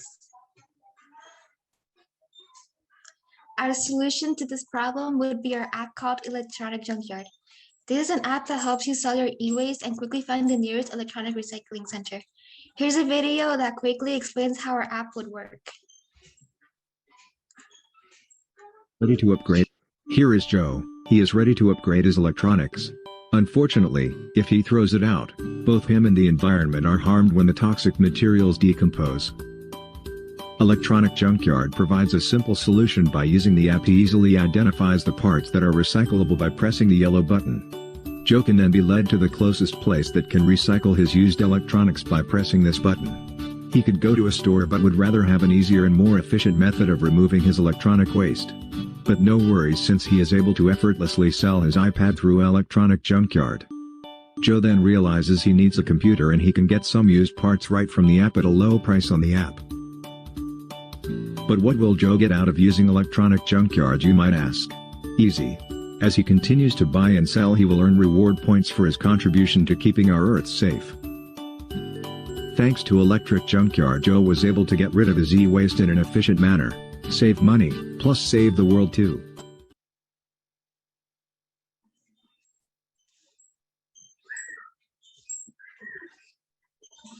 Here is Joe. The market size for e-waste disposable is marked as $50 billion in 2020, and it is estimated to grow all the way up to $145 billion by 2028. Here are 3 apps that have similar ideas to ours, but they all have a problem.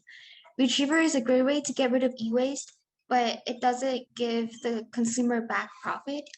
eBay is also a great way to buy cheap items, but it would be hard for an electronic user to be able to sell or buy any products that they like because eBay doesn't focus on electronics. And Gazelle is also a great way to buy used phones, but it undervalues their product. For example, Gazelle, if you try to sell a $600 phone in 2018 in perfect condition, Gazelle will mark it down all the way down to $113, which is pretty low.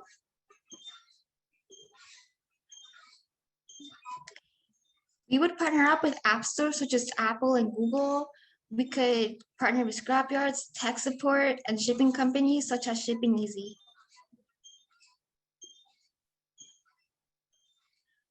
Our app would focus on tablets, TVs, and computers. To promote our app, we would contact school-run sustainability clubs, and from there we can have them share our solution to e-waste. And first-time users will get 50% off shipping for a limited amount of time. You might be wondering how we make profit, and our idea is to get 8% of the items sold back to us as profit, and big companies will be offered memberships to get rid of large number of computers. Memberships like this could offer perks such as free shipping or discounts. The next steps for Electronic Junkyard would be to create a prototype of the app. We could test the app and get feedback from the testers. And from there, we'd modify the app and partner with shipping companies. And we'd add other payment options such as Bitcoin and crypto, since a lot of apps exclude people that use digital currency. From there, we'd promote our app and eventually expand our services with the website and more features. All right, thank you for listening. We are Team 11, and I hope you enjoyed our presentation. All right, thank you, thank you.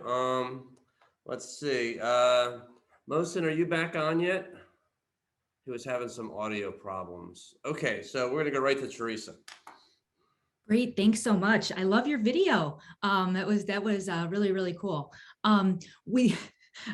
So, you know, one of the things I had a beloved mentor kind of just lock into my mind is follow the money. And what I'm hoping I could have you tease out for me is, like, if I'm going to be your user, kind of how that works. Could you walk me through that? Do I pay? Like how does that work all the way through?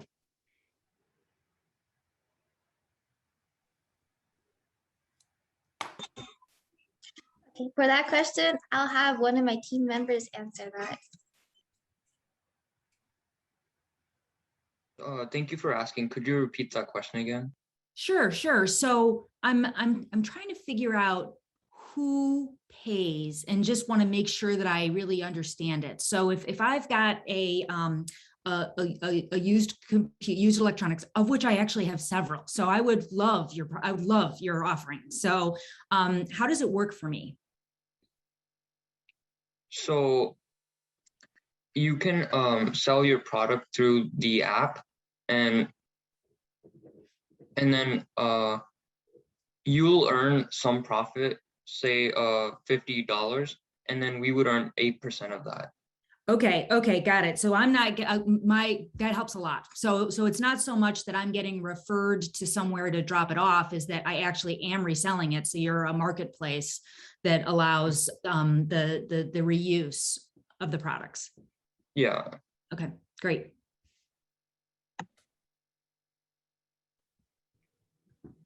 Awesome. I think I'm next. I also have plenty of electronics to resell or dispose of, so I'm definitely in the market for this. Maybe to take Teresa's question kind of to the next point, on the other side, can you just educate me more on who would be purchasing my old computers, for example?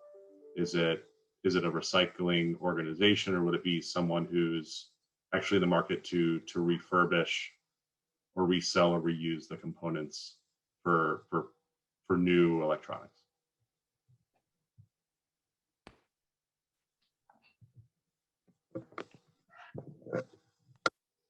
So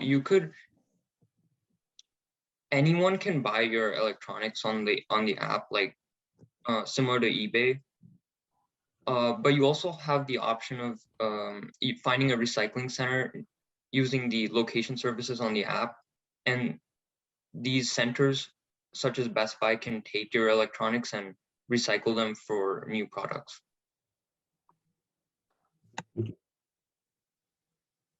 Okay, one last question, Will. Yeah, I know you mentioned earlier in your presentation some of the other options out here. Could you help me understand exactly where you differentiate from something like eBay? Is it who you're selling to? Is it that you have an electronics focus? You know, obviously eBay does a lot of reselling, and so I just want to understand how you differentiate yourselves.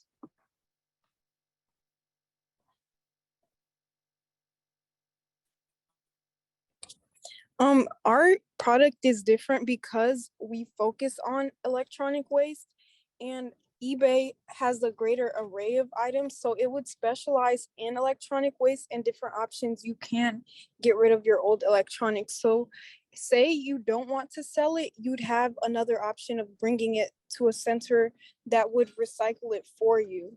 So eBay would not give you that option, and Gazelle, like Diana mentioned, would undervalue your product and sell it for less than it's actually worth. So you would get more for your product with our app.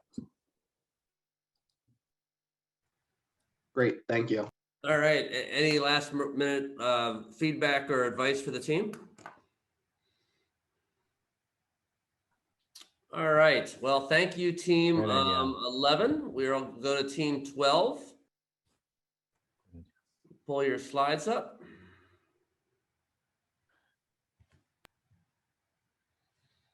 All right, and then begin whenever you're ready. Good morning. We are Fahrenheit Finance, Team 12. My name is Zachary Kane. Also on our team, we have Jane Walton, Kunal Rajan, and our mentor, Adam Kohler. The market we're hoping to address is the savings market, and it's huge. You can tell the number of savings in the world is $37 trillion. But our target market, the age group we're looking at, is millennials, age 18 to 34. You can see that there at the bottom. And that number is still huge, $852 billion. Here's a quick video about banking. No, I have no idea. No. No. No, I don't. No. I do not. Okay. No. No. 2.5? 2.5? No? No? No. That's a good question. The interest rates are terrible. It's just too low. As you can see, there's a problem. People are frustrated with banks because their interest rates are just too low. It's actually lower than inflation, and it's so low that people aren't even noticing that they're getting returns on it. That's where Fahrenheit Finance comes in.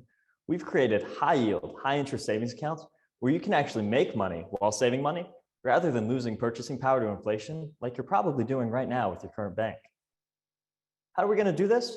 We're going to partner with a company called Celsius. They're the largest and fastest growing peer-to-peer lending network in the world. They currently manage almost $16 billion. They have world-class security. And to their partners, they pay out interest on a weekly basis. A little bit about our cash flow. So institutional investors and regular clients, just like you and I, would save our money in a Fahrenheit Finance savings account. And just like banks do, that money is then lent out through peer-to-peer lending using our partner Celsius to return, say, 8%. 50% of whatever that return is, so in this case, 4%, goes straight back to the saver as interest. So you would make 4% on your savings. The remaining 50% would go to Fahrenheit Finance to upkeep the security of our network and to create what we call community impact loans, which solve a second problem. As you can see up here on the screen, small business funding, almost none of it comes from banks, only 4.9%, which is a shockingly low number. And the main reason for that is people are getting rejected because the number one thing banks look at is your credit score. So I want you to imagine a scenario right now. There's two guys, Marvin and Peter. Both are 25-year-old guys who grew up on the south side of Cincinnati and grew up in relative poverty, but they both want to escape it. They want to create their own business, lawn care companies. Marvin, he goes to the bank he's used his entire life, his traditional community bank, to get this loan, but he gets rejected because his credit score is just too low. But sadly, that's the end of Marvin's story. He can't get the loan and unfortunately can't start his business. Peter, on the other hand, he goes to a bank that's partnered with Fahrenheit Finance. Although he doesn't qualify with his credit score and business plan on his own, he falls within our acceptable range. So they recommend him to us, where we review and approve his business plan and help sponsor him to get this loan so that he can live out his dream and break out of the cycle of poverty that he's been stuck in. Now, I want to go over our competitors. Here on the bottom left, you can see a traditional savings account. Low risk, but also very low returns, which is a safe way to lose your money. In the top right, you can see the stock market. Very high returns, but also very high risk. Everything could flip on a dime and you could lose it all. We want to bridge that gap. And Fahrenheit Finance does have competitors in this field, such as Donut, our largest competitor. However, they don't give back to the community at all, which is a pillar of modern business, and we give more to our customers than anyone else. So what is our plan? We have a 3-phase going to market plan. First would be social media. This is broad and effective. Second would be partnerships with podcasts and businesses to get a deeper understanding of our target market. And third, we would do a referral program plus loyalty. This would get new customers and keep them longer. So our 3-year plan.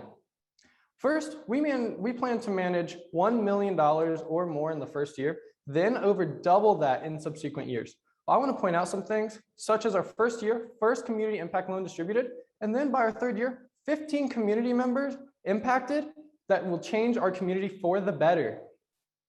So what is our traction to date? As you can see here on the left, these are all the companies and people that we've worked with, and on the right, companies we plan to work with in the future, such as meeting with the vice president of Amazon and communicating and sending material to for review with Mark Cuban. What are we seeking? If we win, we plan to register for an LLC and develop the software to make this all possible.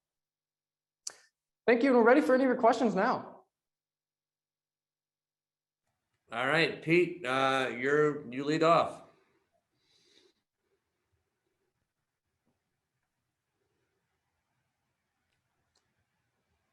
Yeah, super ambitious initiative. Can you tell me a little bit about partners that you might bring into this type of endeavor? I mean, this isn't an easy one just to kind of launch as a startup. And fintech is also heavily regulated industry. So how would you partner your way?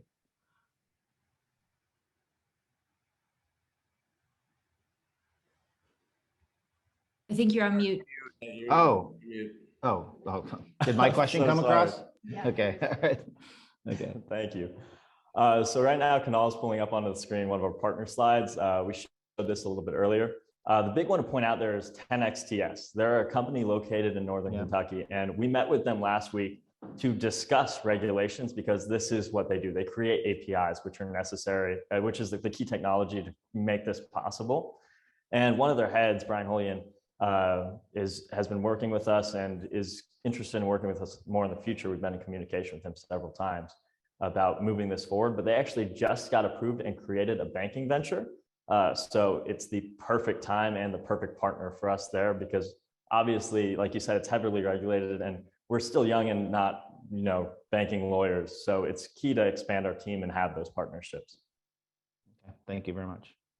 I think Mosin's back with us. Mosin, you want to ask a question? Yeah, I apologize. We had an internet outage and just switching over to tethering and stuff. Sincere apologies for that. So you want to talk to me a little bit about how you're acquiring those initial customers in a little bit more detail. It's a very busy space to be in as well. Just if you could get into a little bit more detail, I apologize if I missed that when you were talking about it earlier. Oh yeah, absolutely. So our first phase, as you can see here, we have a website and social media pages that are already created to create some traction and attention. So that's going to be our largest avenue to start off. It's free and influential.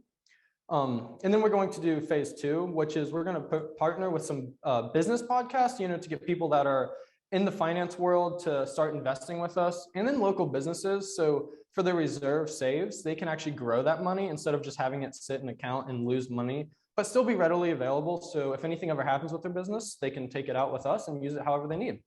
And then the referral program is how we really want to take off and explode with our systems, and that would help us expand our customer base. And then our loyalty programs we plan to roll out will keep our people longer, which would also increase our revenue and people's savings. Teresa?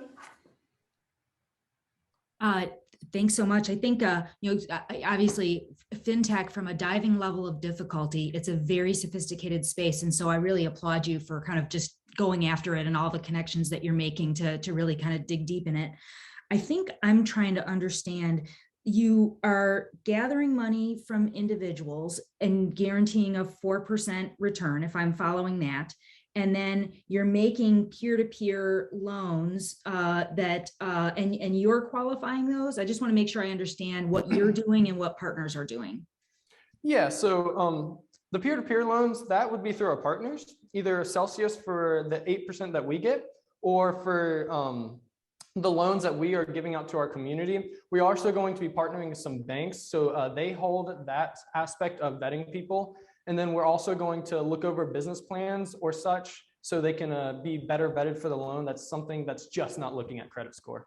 So it sounds like you're doing some direct lending and you're relying on partners for additional deal flow. Am I following that correctly? Yeah, so for the legal aspect, we're relying on our partners because they are already vetted in the space and have done this for a very long time. So you would refer, so if I just to make sure that I'm really understanding your concept, is that you're going to be gathering the individual people who are providing the funding in exchange for the 4%, the higher interest rate, and then your community deal flow, you might refer them to your partners, but you're not sourcing, you're not making direct lending, but what you'll do is use your partners to source that, to provide referrals.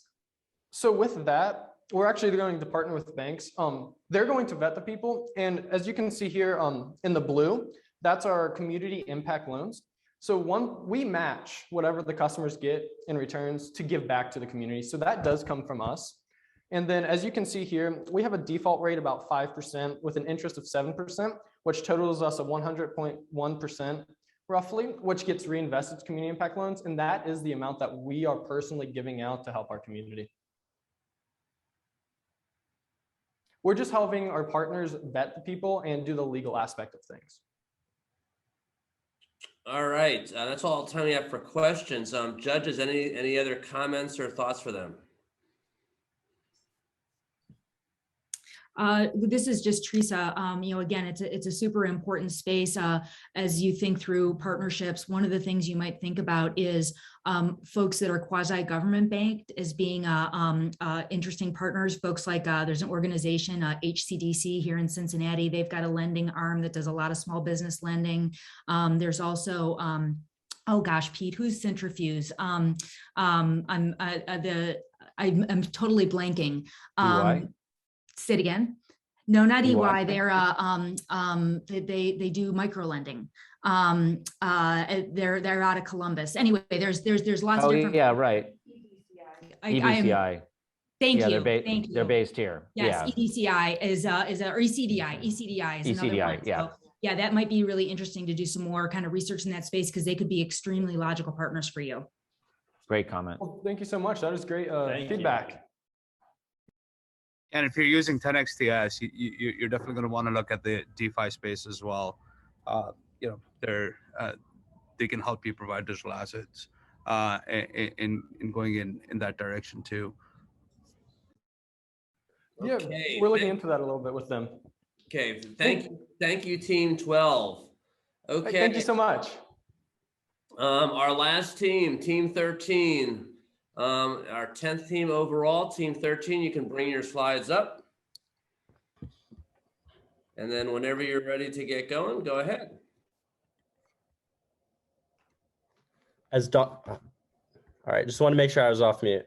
All right, so as dog owners from Team 13, we understand how important it is to keep your dogs entertained.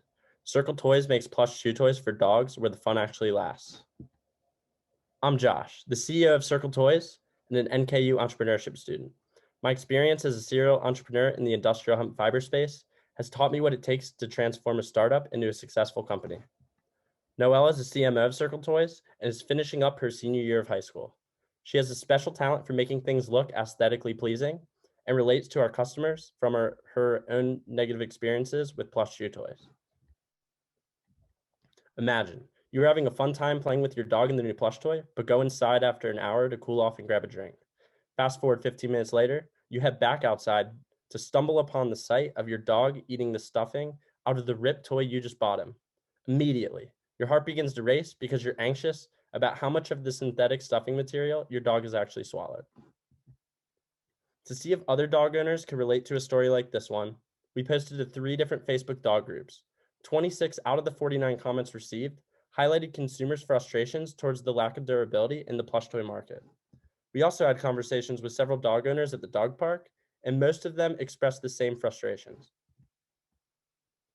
Circle Toys leverages 100% all natural industrial hemp fibers to make our plush toys, which are among the strongest and most durable in the world.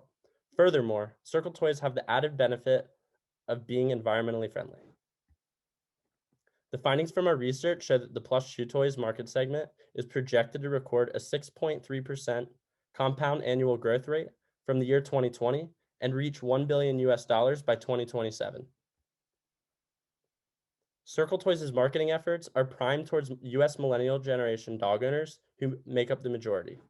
Millennials place an important emphasis on purchasing environmentally friendly products like Circle Toys to play their parts as individuals in minimizing their negative environmental impact. Data from a 2018 US survey proves that 75% of millennials are willing to pay more for identical products that are also environmentally friendly. All natural industrial hemp fibers are an especially environmentally friendly material. With Circle Toys being priced competitively, our customers can obtain plush toys that are environmentally friendly and more durable at no extra cost. Circle Toys' 3 biggest competitors in this market are Tuffy, Kong, and PetSmart and Top Paw. The biggest competitive advantage of these brands is their market exposure through large companies like PetSmart and Amazon. However, these companies face challenges with the durability of their plush toys and fail to provide any all-natural, environmentally friendly plush toys for millennial customers. Circle Toys is one of the only environmentally friendly plush toys on the market and the most durable, thanks to industrial hemp fibers' inherently strong composition. The quote shown on this slide is what Tailwaggers manager Zach said about our 4th prototype iteration we tested at the Doggy Daycare Center. Circle Toys' 4th prototype at Tailwaggers has produced the best results. It still has not been ripped apart after 4 days with 10 to 20 dogs in the same room playing with it. Circle Toys leverages word of mouth because millennials are the most likely out of any generation to share about their product experiences with their peers. Circle Toys raises awareness about our toys through Facebook, Instagram, and Snapchat, where millennials spend a lot of their time and share their experiences with products. Circle Toys are sold through the Circle Toys website so that customers can order our toys from anywhere in the US. Circle Toys are also sold at bulk discounts to doggy daycares and local retail chains to expand our brand's exposure and so customers can shop for their Circle Toys in person. So the next steps in order to move forward with this venture are to determine the most attractive looking prototype toy design to bring to the market, build a qualified team of individuals, and raise funding to scale our operation to fit product demand. This is only the beginning of Circle Toys.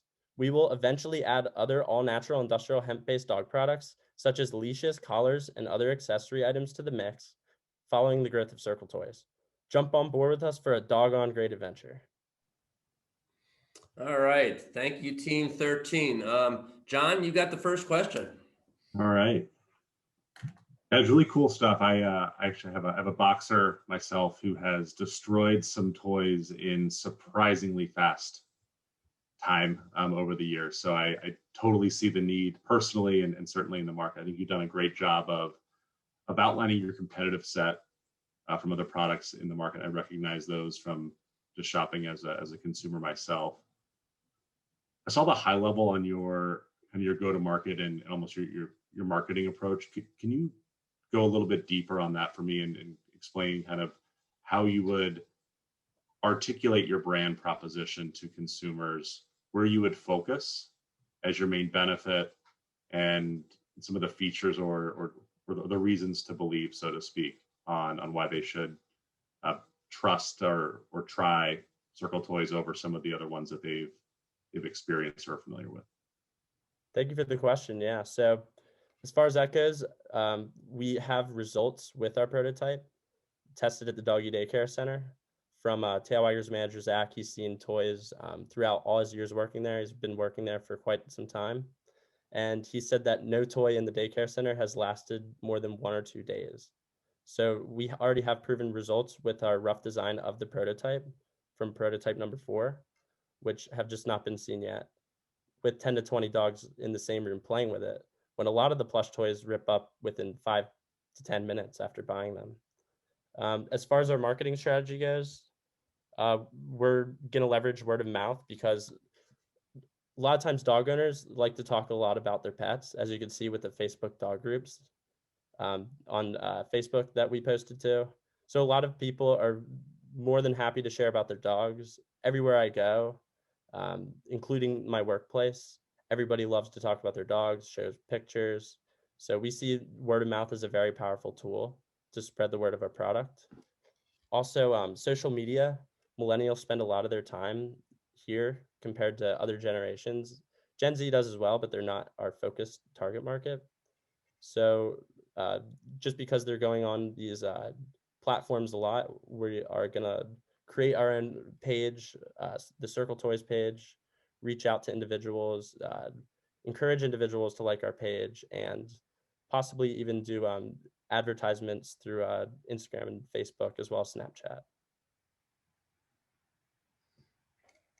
Will? Yeah, great presentation. I echo John's point, and any other dog owner who's seen too many dog toys go to waste. This is a real problem.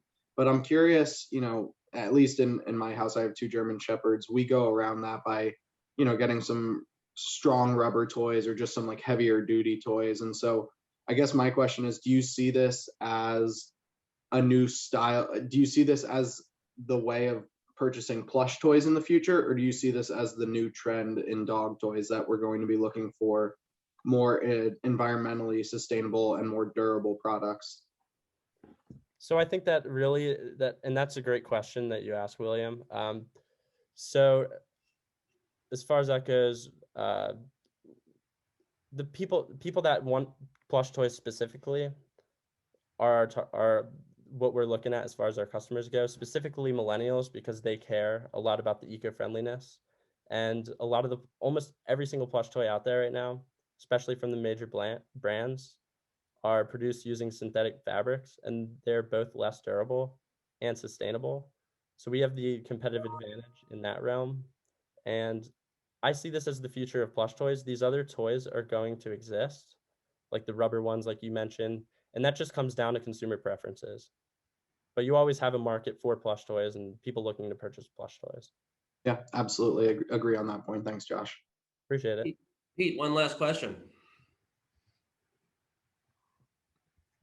Yeah, boy, I think this is a barking good idea. It's I've got all sorts of collateral damage around the house, and I think you're definitely onto something. I'll just repeat a question I've been asking across a number of presentations. Have you just thought about any other partnerships that might accelerate this model?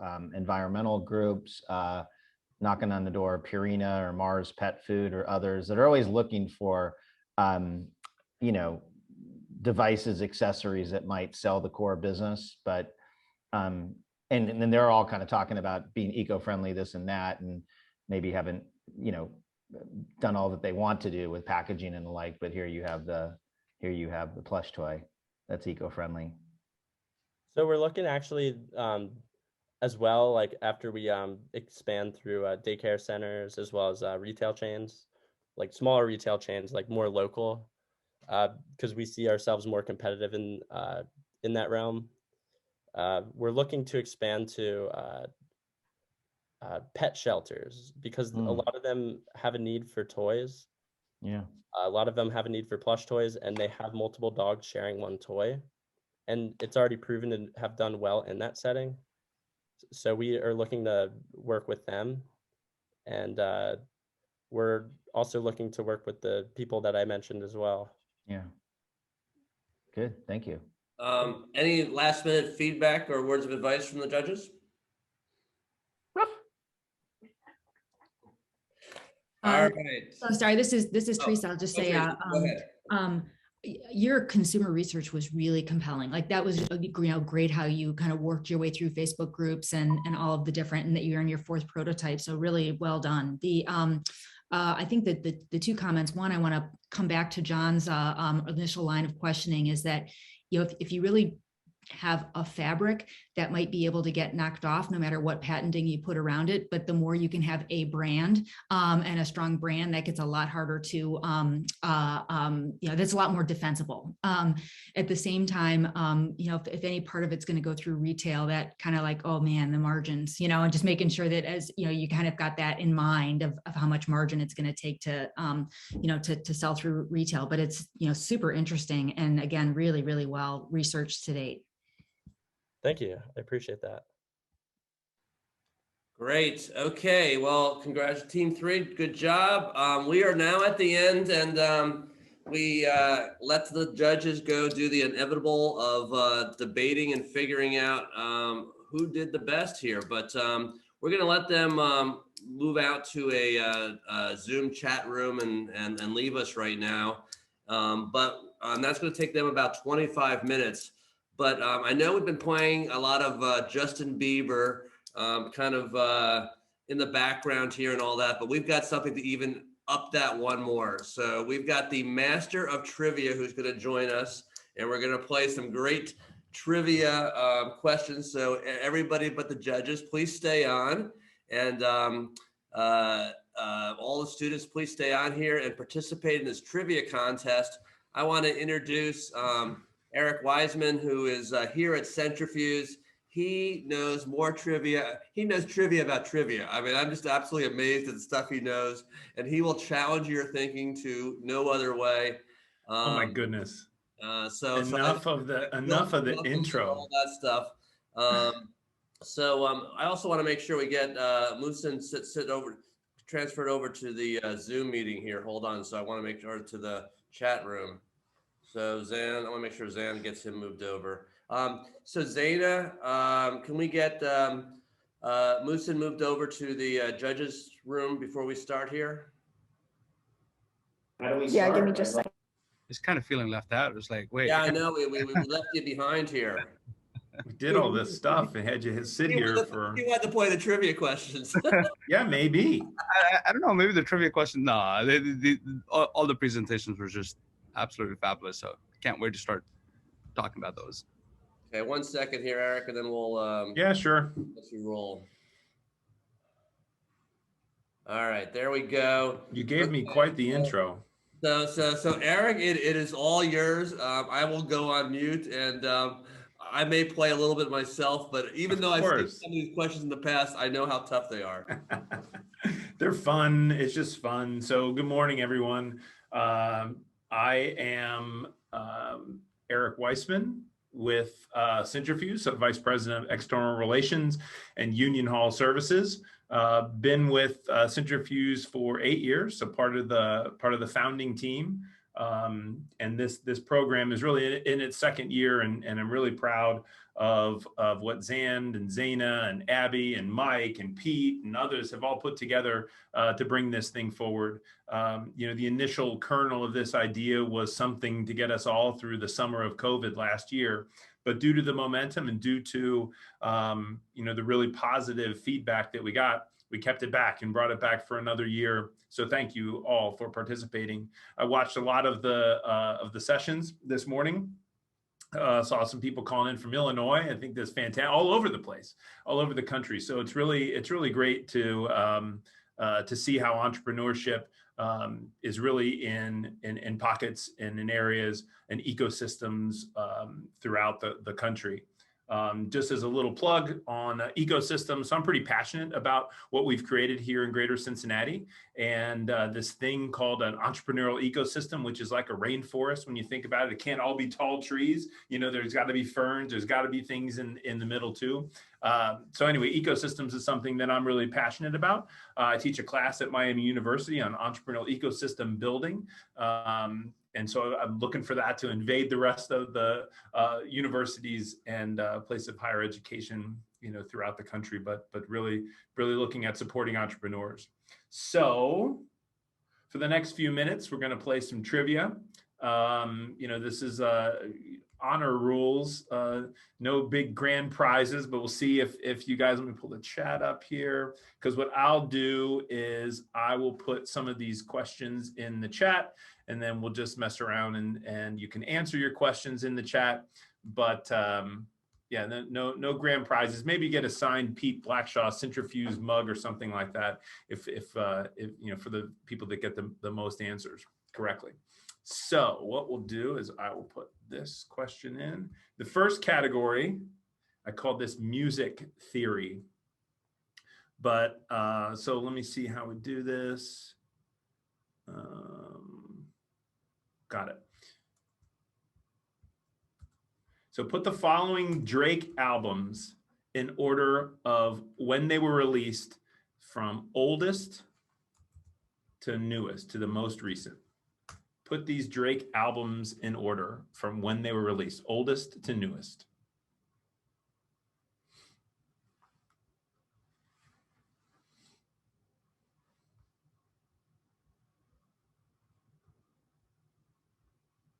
Nobody's even guessing.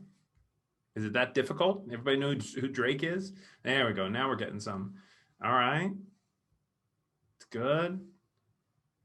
Who is Drake? That is also an acceptable answer. He's a Canadian rapper, Mike. He's famous. He's a wannabe. He is a UK fan, not the country, not the United Kingdom. University of Kentucky. He's a basketball fan. All right. So the answer is Comeback Season was in 2007. So Far Gone was 2009. Nothing Was the Same in 2013, and Scorpion was 2018.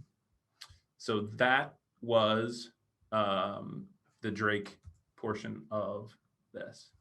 All right. Well, good. Thanks, Blake. Fun fact, Drake mentions both Dayton and Cincinnati. Somehow he loves the tri-state. He loves Southwest Ohio. Good for Drake. Which of the following is not a Katy Perry song? Which of the following is not a Katy Perry song? So we got Hot and Cold, Chasing Pavements, I Kissed a Girl, and Part of Me. Now this is easy. See this? Now we've got folks. Now we're talking. Now we're waking up. Coffee's kicking in. You're done impressing the judges. All you have to do is impress me with your trivia knowledge. The correct answer is Chasing Pavements.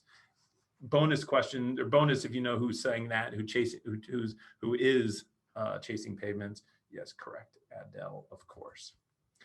Okay, next one. Kendall Jenner has dated all of these artists except who? Who has Kendall Jenner not dated?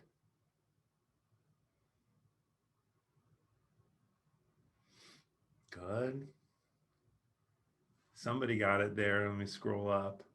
Ariane got it. It is Joe Jonas. Joe Jonas. Don't know how he missed the boat there, but he did. Now for some math. This will be a good one. You gotta have to get some get your pencils out for this one.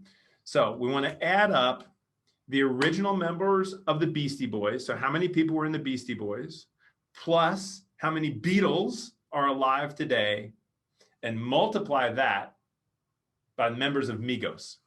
So Beastie Boys plus Beatles alive today, and multiply that by the members of Migos. It is not 42, Mike. And this is some algebra too. This is like, this is some, what do you call it? The order of operations, where you have to get, math comes first, multiplication comes first, and the parentheses and all this stuff. Some good guesses.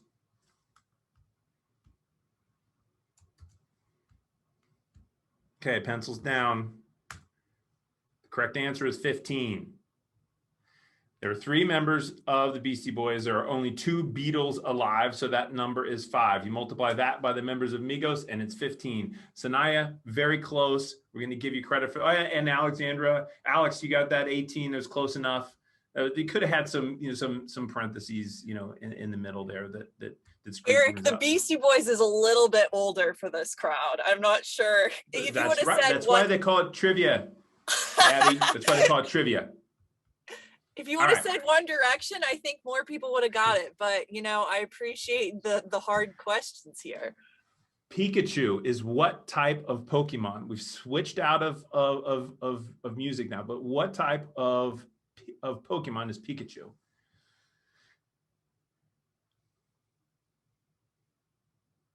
Very good.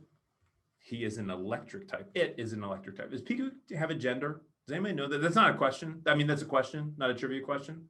I don't think he's, I don't know. He's kind of a mouse, right? I think he's a mouse. Gender neutral, chaotic evil.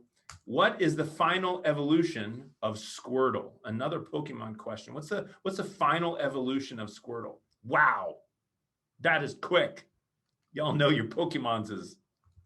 The correct answer is Blastoise. That was quick. Very, very impressive there. This next one, this is a current events, but which of the following is not a communication platform? So when you think about communication platforms, Discord, Twitch, Throttle, Steam, which is not a communication platform? No, Throttle. It is Throttle. Steam is kind of a developer network similar to Discord, but Throttle is the one I made up. Now, who has the most followers on TikTok of this list? Is it Ashton Kutcher, Charlie D'Amelio, Jimmy Fallon, or Don Trump? It is still Charlie. You are all correct. Pete Blackshaw is a close distant. Oh, he did a dance? I didn't see that. I must have missed it. I hope it was recorded. It was recorded. So we'll get that out. And now Abby must have been looking ahead, but Harry Styles was in what boy band? Was he in 5 Seconds of Summer, One Direction, Hot Shell Ray, BTS? You all know that. One Direction is correct. Okay, now we will switch over to cooking. This is the cooking portion of the trivia questions. I didn't give you much of a choice of which categories, but these are the ones that just that I have at the tip of my tongue. So, first question. How many pizza rolls are in a Totino's party pack? Closest without going over. 140 is good. Sanaya, it's more than 24. Think a party pack. We're talking party pack. Like everybody can have more than 4. Good. Who got it? Yep, somebody nailed it. 120 is the answer. Bianca nailed it. You must either have some of that nearby, or just know your Totinos. Hold on, somebody's ringing the doorbell at Union Hall, and I need to let them in. I do all sorts of stuff here. I keep all the plates spinning. All right. How many servings? Oops, Rose copied the wrong one. Stand by. This is tough. Alex Trebek made it look so easy.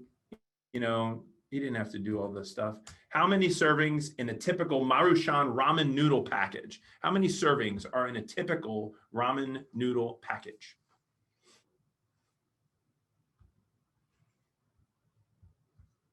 Somebody said 1, and that is noble, but the sodium alone is enough for 10 people. But the correct answer is 2. You're all right. A lot of people had that. There are 2 servings. Okay, which of the following is not a flavor of Nerds? Everybody knows Nerds, those sugary nuggets of candy. Which is not a Nerd flavor? Watermelon cherry, blueberry and lemonade, grape and strawberry, wild berry, and peach berry. What do you think? Man, nobody's got it yet. That was a tough one. It's blueberry and lemonade. I thought that would be a good flavor, but you must all too, because it sounds so believable that'd be a good flavor. Let me edit this one so that I don't get What is this referring to? No, I'm gonna skip that one. I don't like this one. I reserve the right to edit my own. Okay. Next and final cooking question. Balsamic vinegar is made from what? Is it made from grapes? Vinegar? No, Alex. Is it made from grapes? Is it made from olives, balsam, or is it made from juniper? What is balsamic vinegar made from? I'm still letting people in the front door here. Stand by.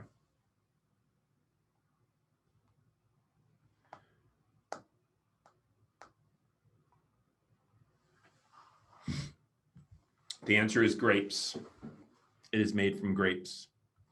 I would not have known that until I came up with that question. All right, now we're going on to Christmas TV trivia. These are all Christmas TV shows.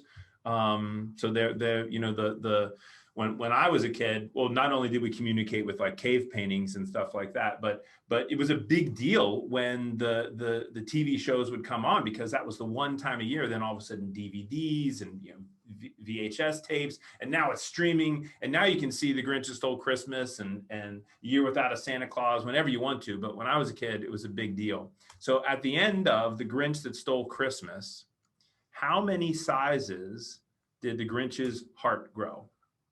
1100, 8, 3, or 0?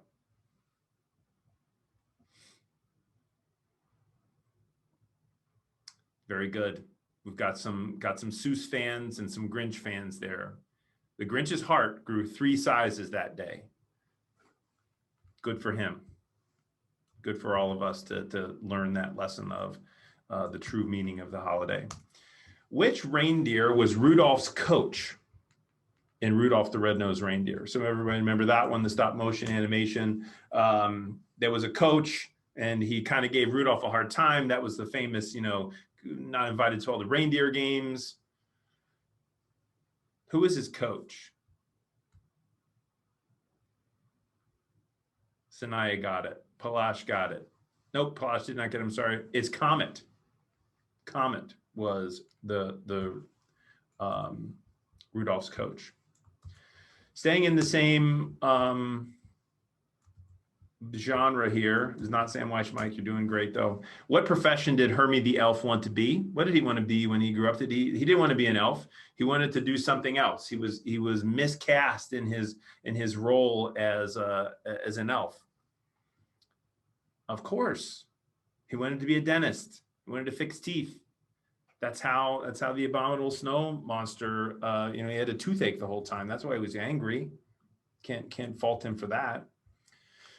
In the Year Without a Santa Claus, in order to make it snow in Southtown, Mrs. Claus had to make which 2 brothers compromise? Was it Abbott and Costello? Was it Phineas and Ferb? Maybe Marty and Joe? Or the heat miser and the snow miser? Of course, it's the heat miser and the snow miser. Probably my favorite non-traditional Christmas carol. You are correct. Heat miser and snow miser.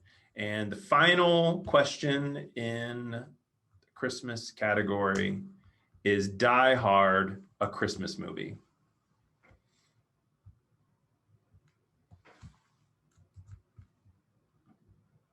Got this. No, I forgot to put it in there just so we have the chat accurate. Is Die Hard a Christmas movie? Abby, you get negative 25,000 points for never having seen it. According to me, my answer is no. It's an awesome movie. It's not a Christmas movie, but Die Hard is also a battery. Mike, you're doing really well. All right, so let's see. Let's move on to. We're going to call this one order of operations. So these will be either, you know, alphabetical order or numerical order. So put the following schools mascots in alphabetical order. So we put the schools up here. but I want you to put their mascots in alphabetical order. So Kansas, Florida State, Akron, Princeton, and Butler. So we're going to put their mascots in alphabetical order.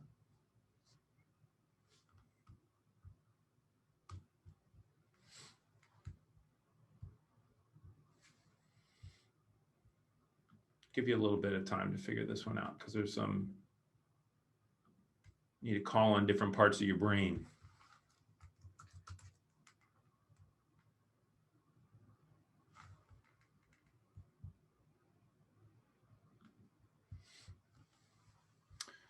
Acorns, it's a new one.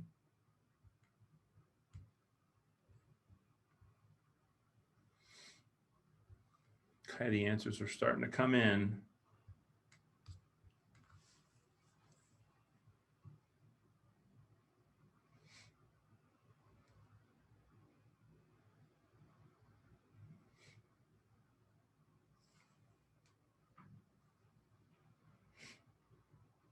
Ten more seconds.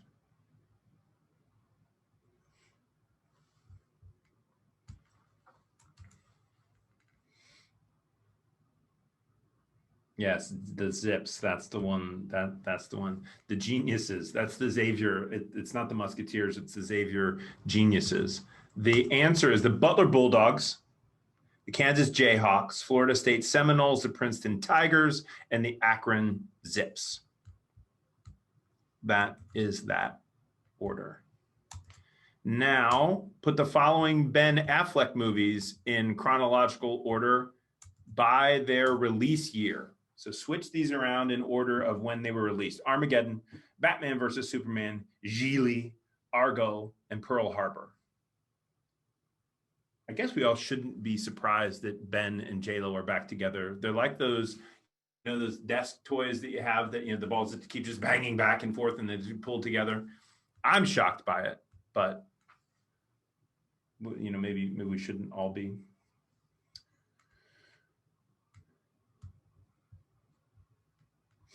Michael, if you want to put Good Will Hunting where you think it would be, I don't know, maybe.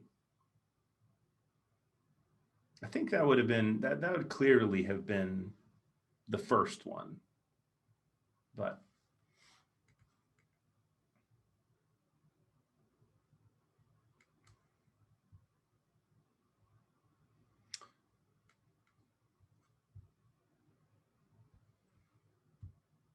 Okay, 10 seconds.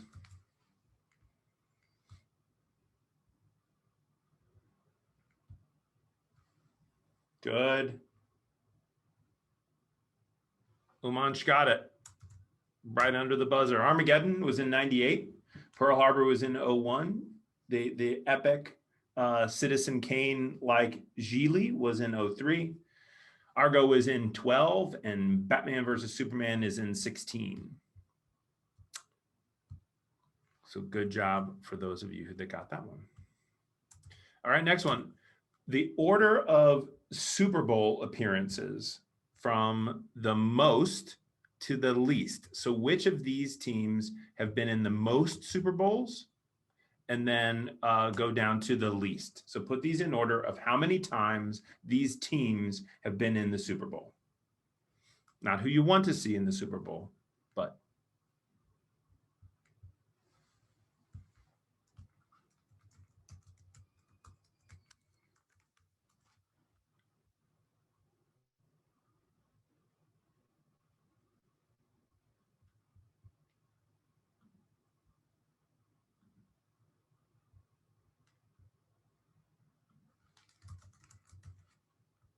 All right.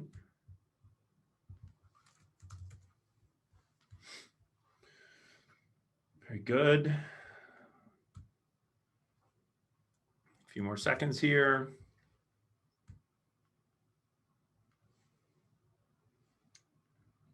Nobody's gotten it yet.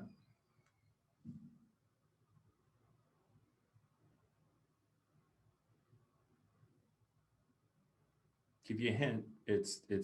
I'll just tell you. It's Dallas with 8, San Francisco with 7, the New York Giants with 5, Indianapolis has 4, And the Chargers have been in only one.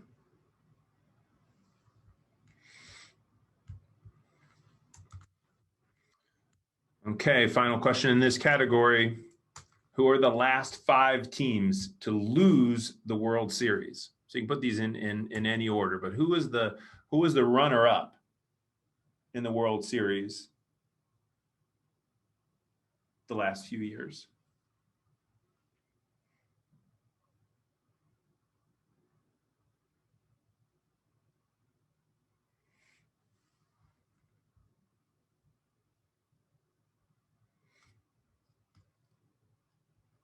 Does anybody remember like the last team to lose the World Series?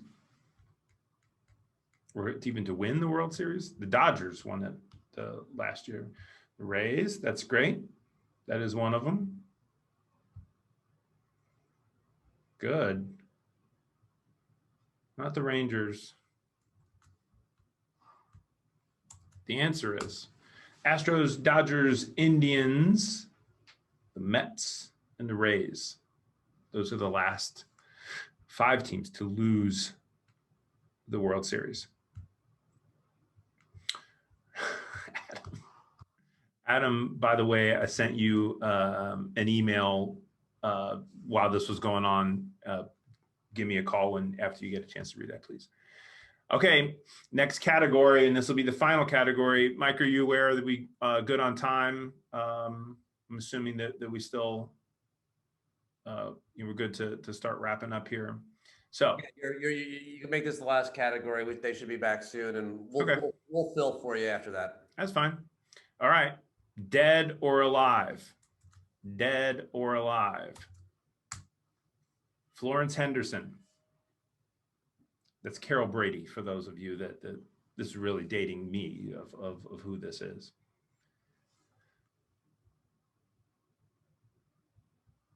Carol Henderson is dead. Now, hold on. I got to check on my stuff here to make sure that we're still good. Yeah, okay. All right. How about Joan Jett? Joan Jett. Alive or dead? It was Joan Jett and the Blackhearts. I love rock and roll. What was her other song? It's pretty good too. Doesn't come to me right now, but she was a rocker in the 80s. Joan Jett is alive. Bad Reputation. Yes, thank you, Abby. Next, Bob Barker. Bob Barker. Dead or alive? Diana, that's a question. You need to state this. You need to say either, it's binary. It's one or the other. It's not a. Bob Barker is alive. He is alive and well. The price is still right with him. How about Wilford Brimley? Wilford Brimley, dead or alive?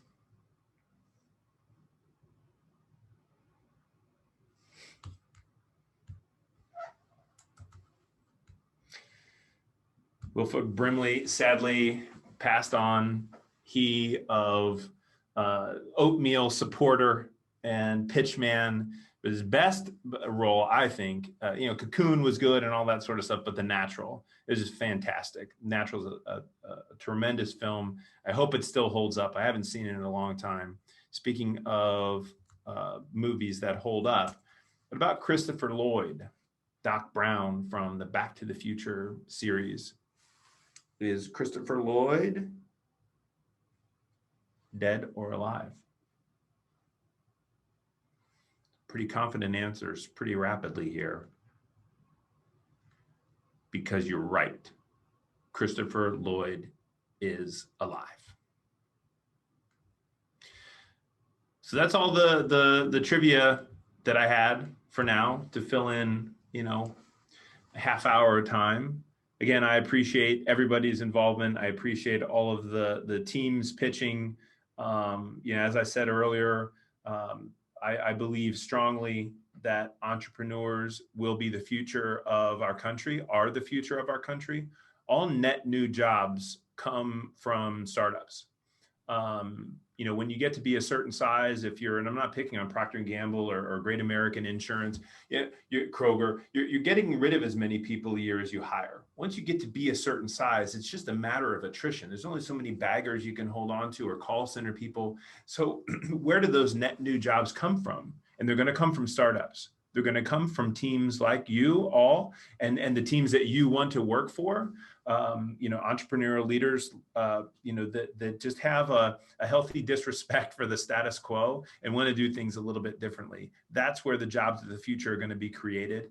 And I appreciate all of you from all across the country, really all across the world, for you know, giving us just a sliver of your time this summer, and practicing your craft and finding out a little bit more about what it takes to be an entrepreneur, and some success stories of those that are doing some fantastic things. So Hey, Eric, anyway, Eric, thanks a lot. Eric, before Yes. we let you go, can you just, what's coming up in the next 3 to 4 months, 5 months that some of these students might be interested in Yeah.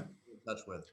Thank you for that reminder. So Startup Cincy Week is coming at the end of October. So it's October 26th through 29th.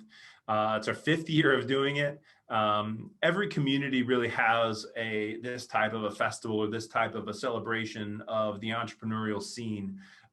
Those of us that are on the plane, me and Mike, Adam, and of course the Centrifuge team, we don't realize how fast we're moving. And when we want to get more people onto our bullet train, every now and then we got to slow down, right? The ride has to come to a stop, just like a carousel, and come to a stop, let new people on the ride. And that's Startup Cincy Week.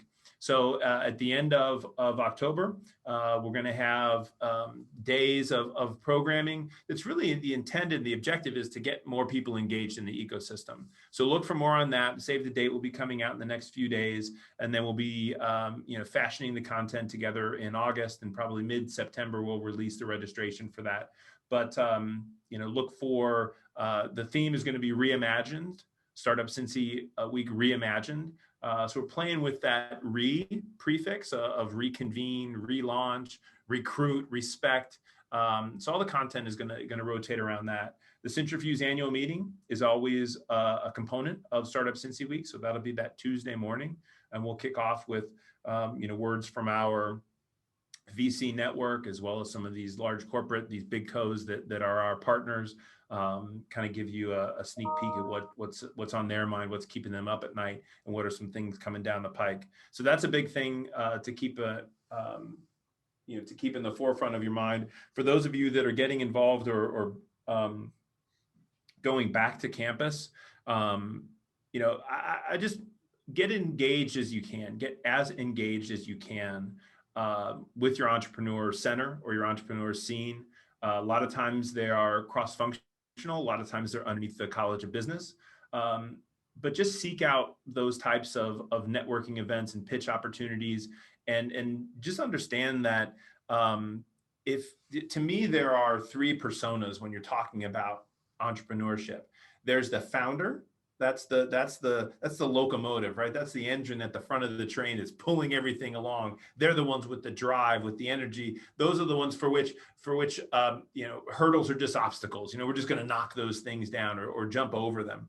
But then you also need the cars in the train. You also need the talent, the people that want to work for and believe in one of those founders. So those are 2 really, big components. So don't think that you just have to be the founder. I don't have an idea, but I want to work for a startup. Look for, who you can follow. And every leader needs somebody to follow them. They need another human to believe in their idea. So that component of the train, or if you think about it as a train, that's how I like to think of it, and to encourage students to get involved in that way. But the third persona is that ecosystem builder. That's that person that's at the front of the train, just moving things off of the tracks, laying things down so that the whole train runs more smoothly, so that we can say, here are the conditions, this is what we need to have in play. And there are people like me that do this for a living. There's organizations like Centrifuge, like CincyTech, like Generator, like Main Street Venture,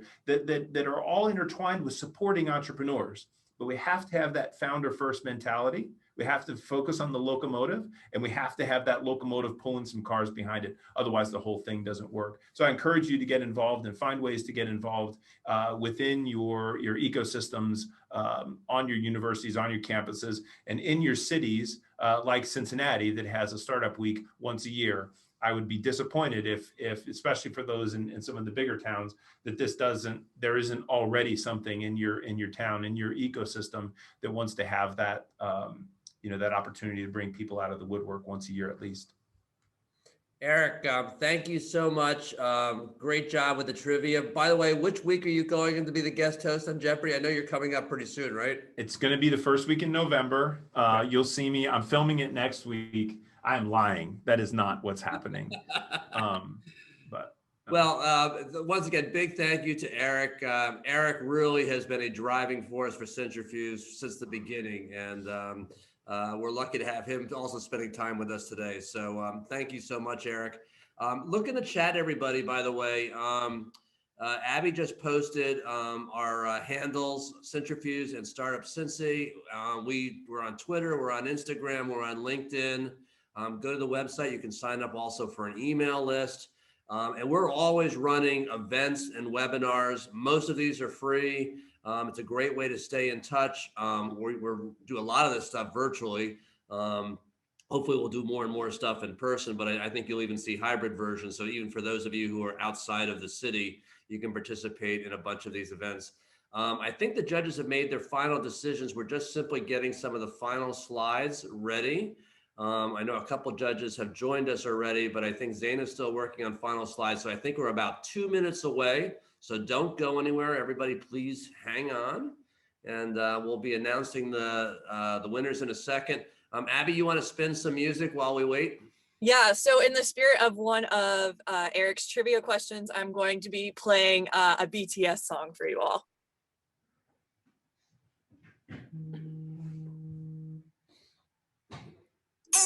Tonight, so watch me bring the fire, set the night light. Shoes on, get up in the morning, cup of milk, let's rock and roll. BTS is huge. They have a gigantic following. It's uncanny.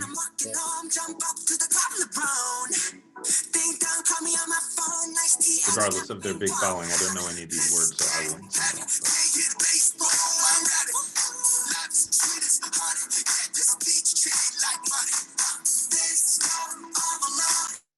The abrupt stop. I wish we could hear the whole song, but we have something more exciting. We are ready to announce our winners. All right, so I want to make sure everybody is back.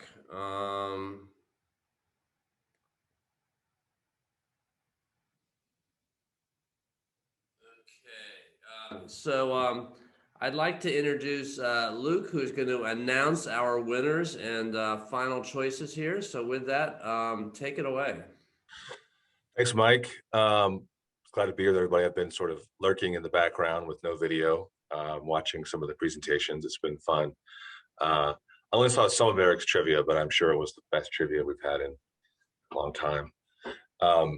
My name is Luke Blocher. I'm a lawyer at Taft, Titanius & Hollister here in town, and we are very proud to be sort of generally lawyers for Centrifuge and supporting the work they've done since get-go, as far as I'm aware, and then also to be sponsoring this particular event. So I'm going to announce all the prizes. I do have to make the obligatory joke for an event like this, which is for all of us in our 40s and above. It's hard to imagine being as productive and smart as you all are being in high school and college. I'm very impressed with it, and of course, the obligatory joke that when you get older, you'll make, even though you have been amazing, is to be surprised at how much you get done in high school and college compared to when I look back on my own time. Getting that out of the way, again, super exciting to watch. Very inspiring, honestly. And I know a lot of the judges felt the same way. It certainly makes me feel good about the future. So with that, I will jump right into the awards. All right. All right, so these are the additional awards for the bonus awards for Best in Diversity, Sustainability, Moonshot, which is a new one, and Education. And the award for each one of these is $500. And the awardees are Best in Diversity was Team 4, our friends from Illinois.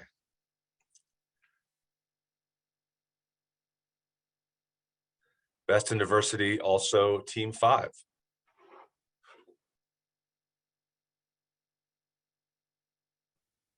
Best in Sustainability, Team 11.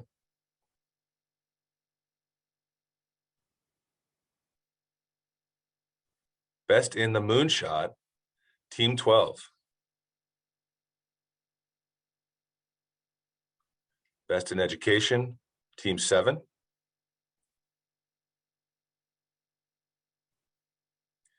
And also Best in Education, Team 8.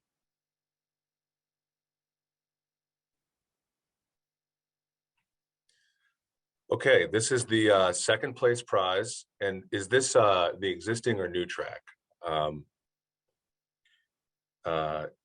This is I will get clarity on which one it is, but this is, the award is a virtual get together with Adam Kohler from Reversed Out. And Adam, if I mispronounced your name, I apologize, but I know another Kohler and that's how they pronounce it.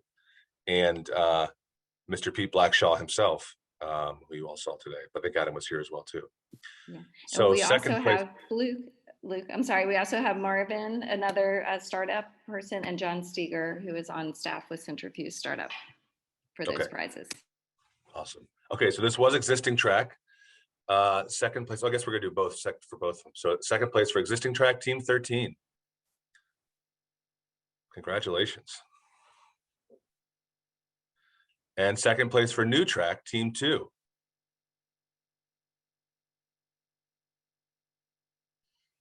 All right, now on to the big kahuna. First place prize, $2,500 per track for each one. Union Hall and Centrifuge membership, and meeting with Startup Founders VC and Centrifuge CEO, as discussed. First place existing track, Team 1. Congratulations. Well done. And first place new track, Team 3. Congratulations to you. And congratulations to both the first place winners, and really everybody. I think as it turned out, everybody won at least one award, because I think the judges found it impossible not to award. Everyone was just so good, from what I was told, that everyone was deserving of something. So congratulations, everybody. And we're glad to be a part of it here at Taft.